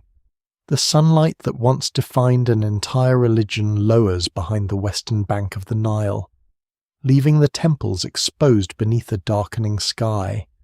Mud brick walls lose their sharp edges. The foundations of palaces become pale lines across the ground. Nothing in the silence announces that this place once claimed to be the center of creation. People left, roofs collapsed, and names were cut from stone. The river continued moving past the abandoned city, carrying boats toward capitals that had recovered their older gods. Generations lived and died without remembering clearly who Nefertiti had been. Time did what political erasure had begun, softening the boundaries between queen, co-ruler, pharaoh, and ghost. Yet human stories rarely disappear completely. They survive in small acts that were never meant to become immortal: a name scratched in a quarry, a broken face inside a dismantled wall, pigment left on a sculptor's model, a coffin altered too hurriedly to conceal its first owner. Memory does not always remain in grand monuments. Sometimes it waits inside damage. Nefertiti's fate matters because her silence reveals the fragility of certainty. A person can stand at the center of power, appear on countless walls, and still lose the final pages of her life. History preserves neither importance nor truth evenly. It saves what stone, politics, accident, and discovery allow. Perhaps another chamber will open one day. Perhaps a new inscription will connect the great royal wife of year 16 with the ruler Neferneferuaten. Perhaps the mystery will narrow until only one answer remains. But even without that discovery, Nefertiti is no longer simply a queen who vanished. She is a reminder that disappearance can be a transformation, that erasure can preserve traces, and that the past often survives most powerfully where it is incomplete. In Berlin, the painted face still looks beyond the viewer. At Amarna, the empty horizon receives the morning sun. Between them lies a life whose ending has been lost, but whose presence has never entirely faded.